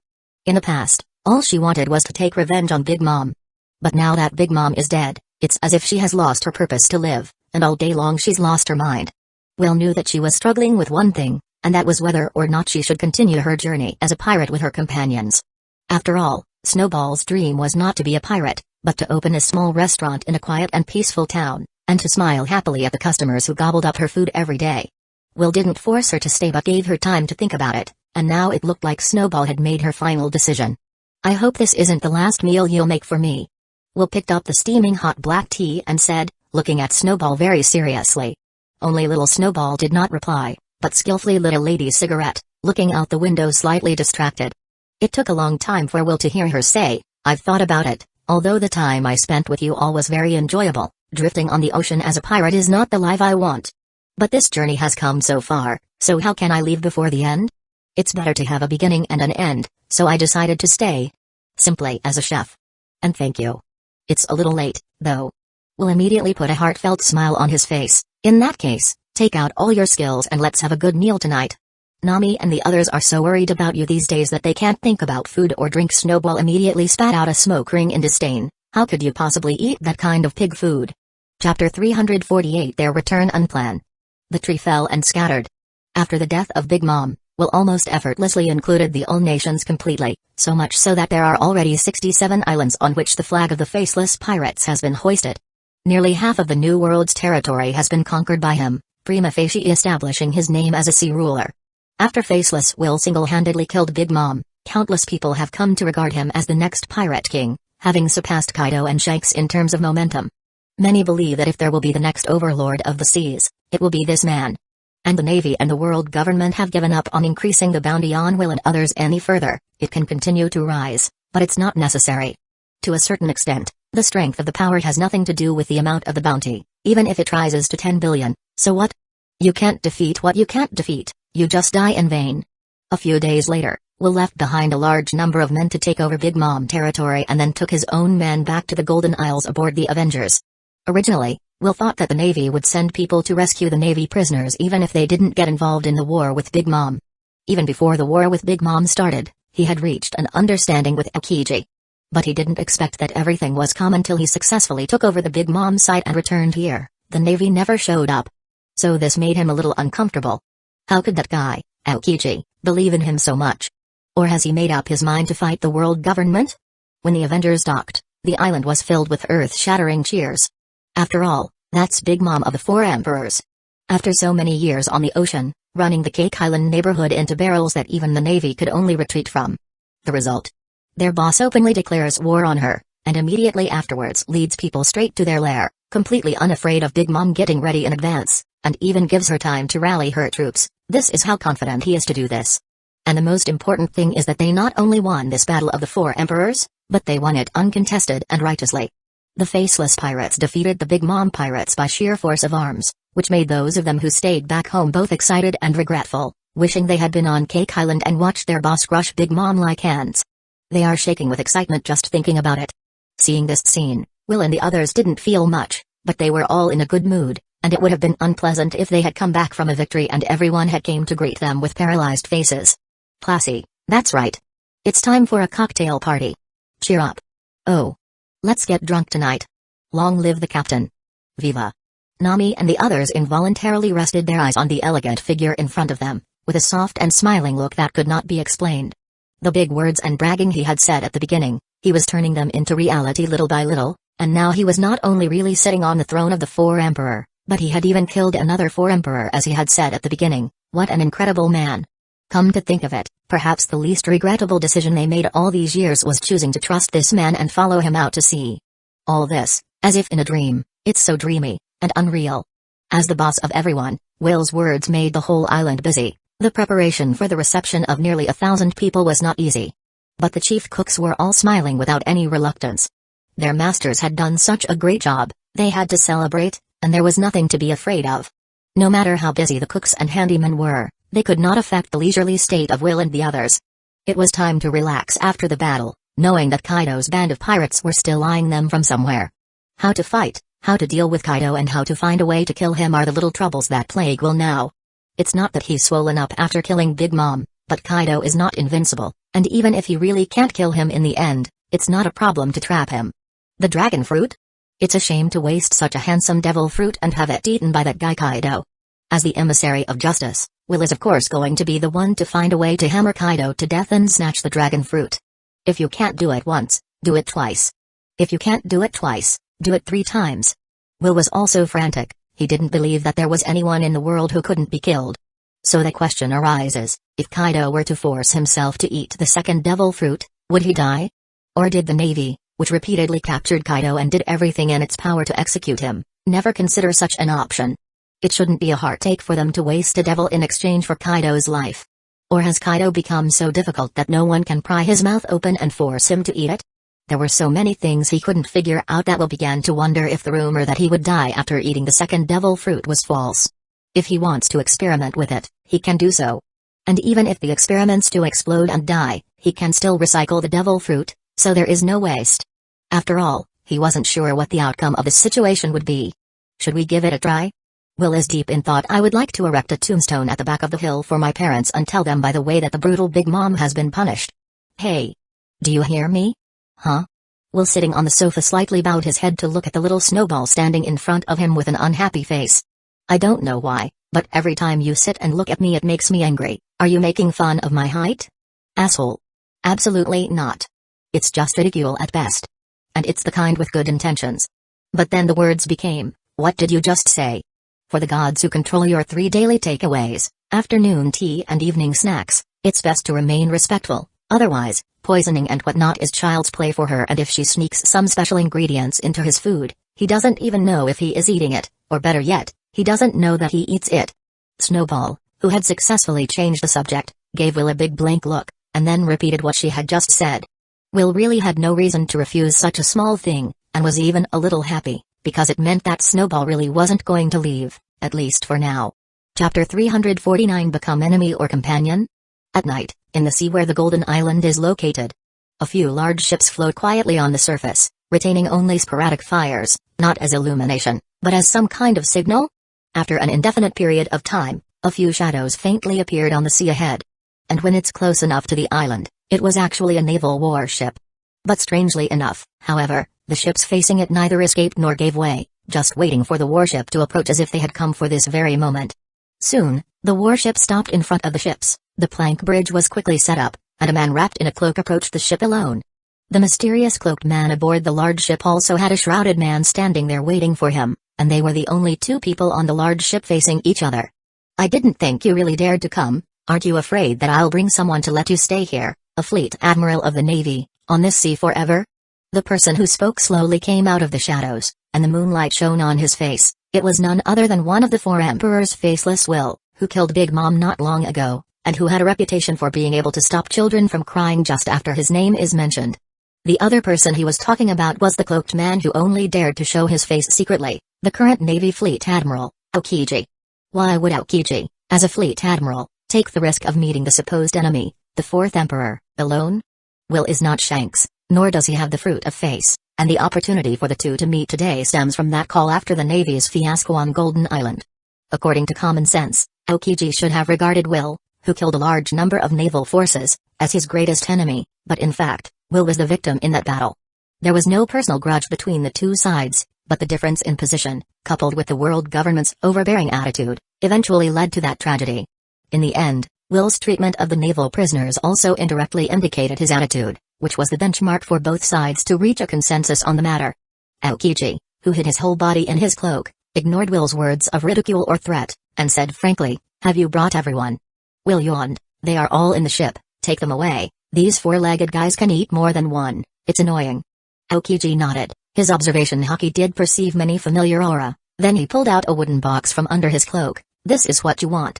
Will took it and opened it and took a look at it, nodding his head in satisfaction, then said, "I like doing business with honest people, and although it's a bit of a loss, I'll take this great gift without any hesitation, and the next time you start a war, I don't promise that I'll still give you the chance to ransom your captives. The one who wants to get rid of you the most has always been the world government. If I were to plan it, I would choose to silently build up my strength until I found your real weakness, and then concentrate my power to kill you in one blow, never giving you a chance to escape, rather than like last time, when I thought I could pile up an emperor just by sheer superiority of troops and warships. To put it bluntly, if Whitebeard had been 30 years younger at the time of the War of the Tops, I would have done everything in my power to dissuade the others and stop them from carrying out the public execution of Ace. Real monsters are not something that can be fathomed with common sense, and the ones that can kill monsters must be more powerful monsters, and definitely not feeble humans. Aokiji said this unceremoniously, directly exposing the fairy tale.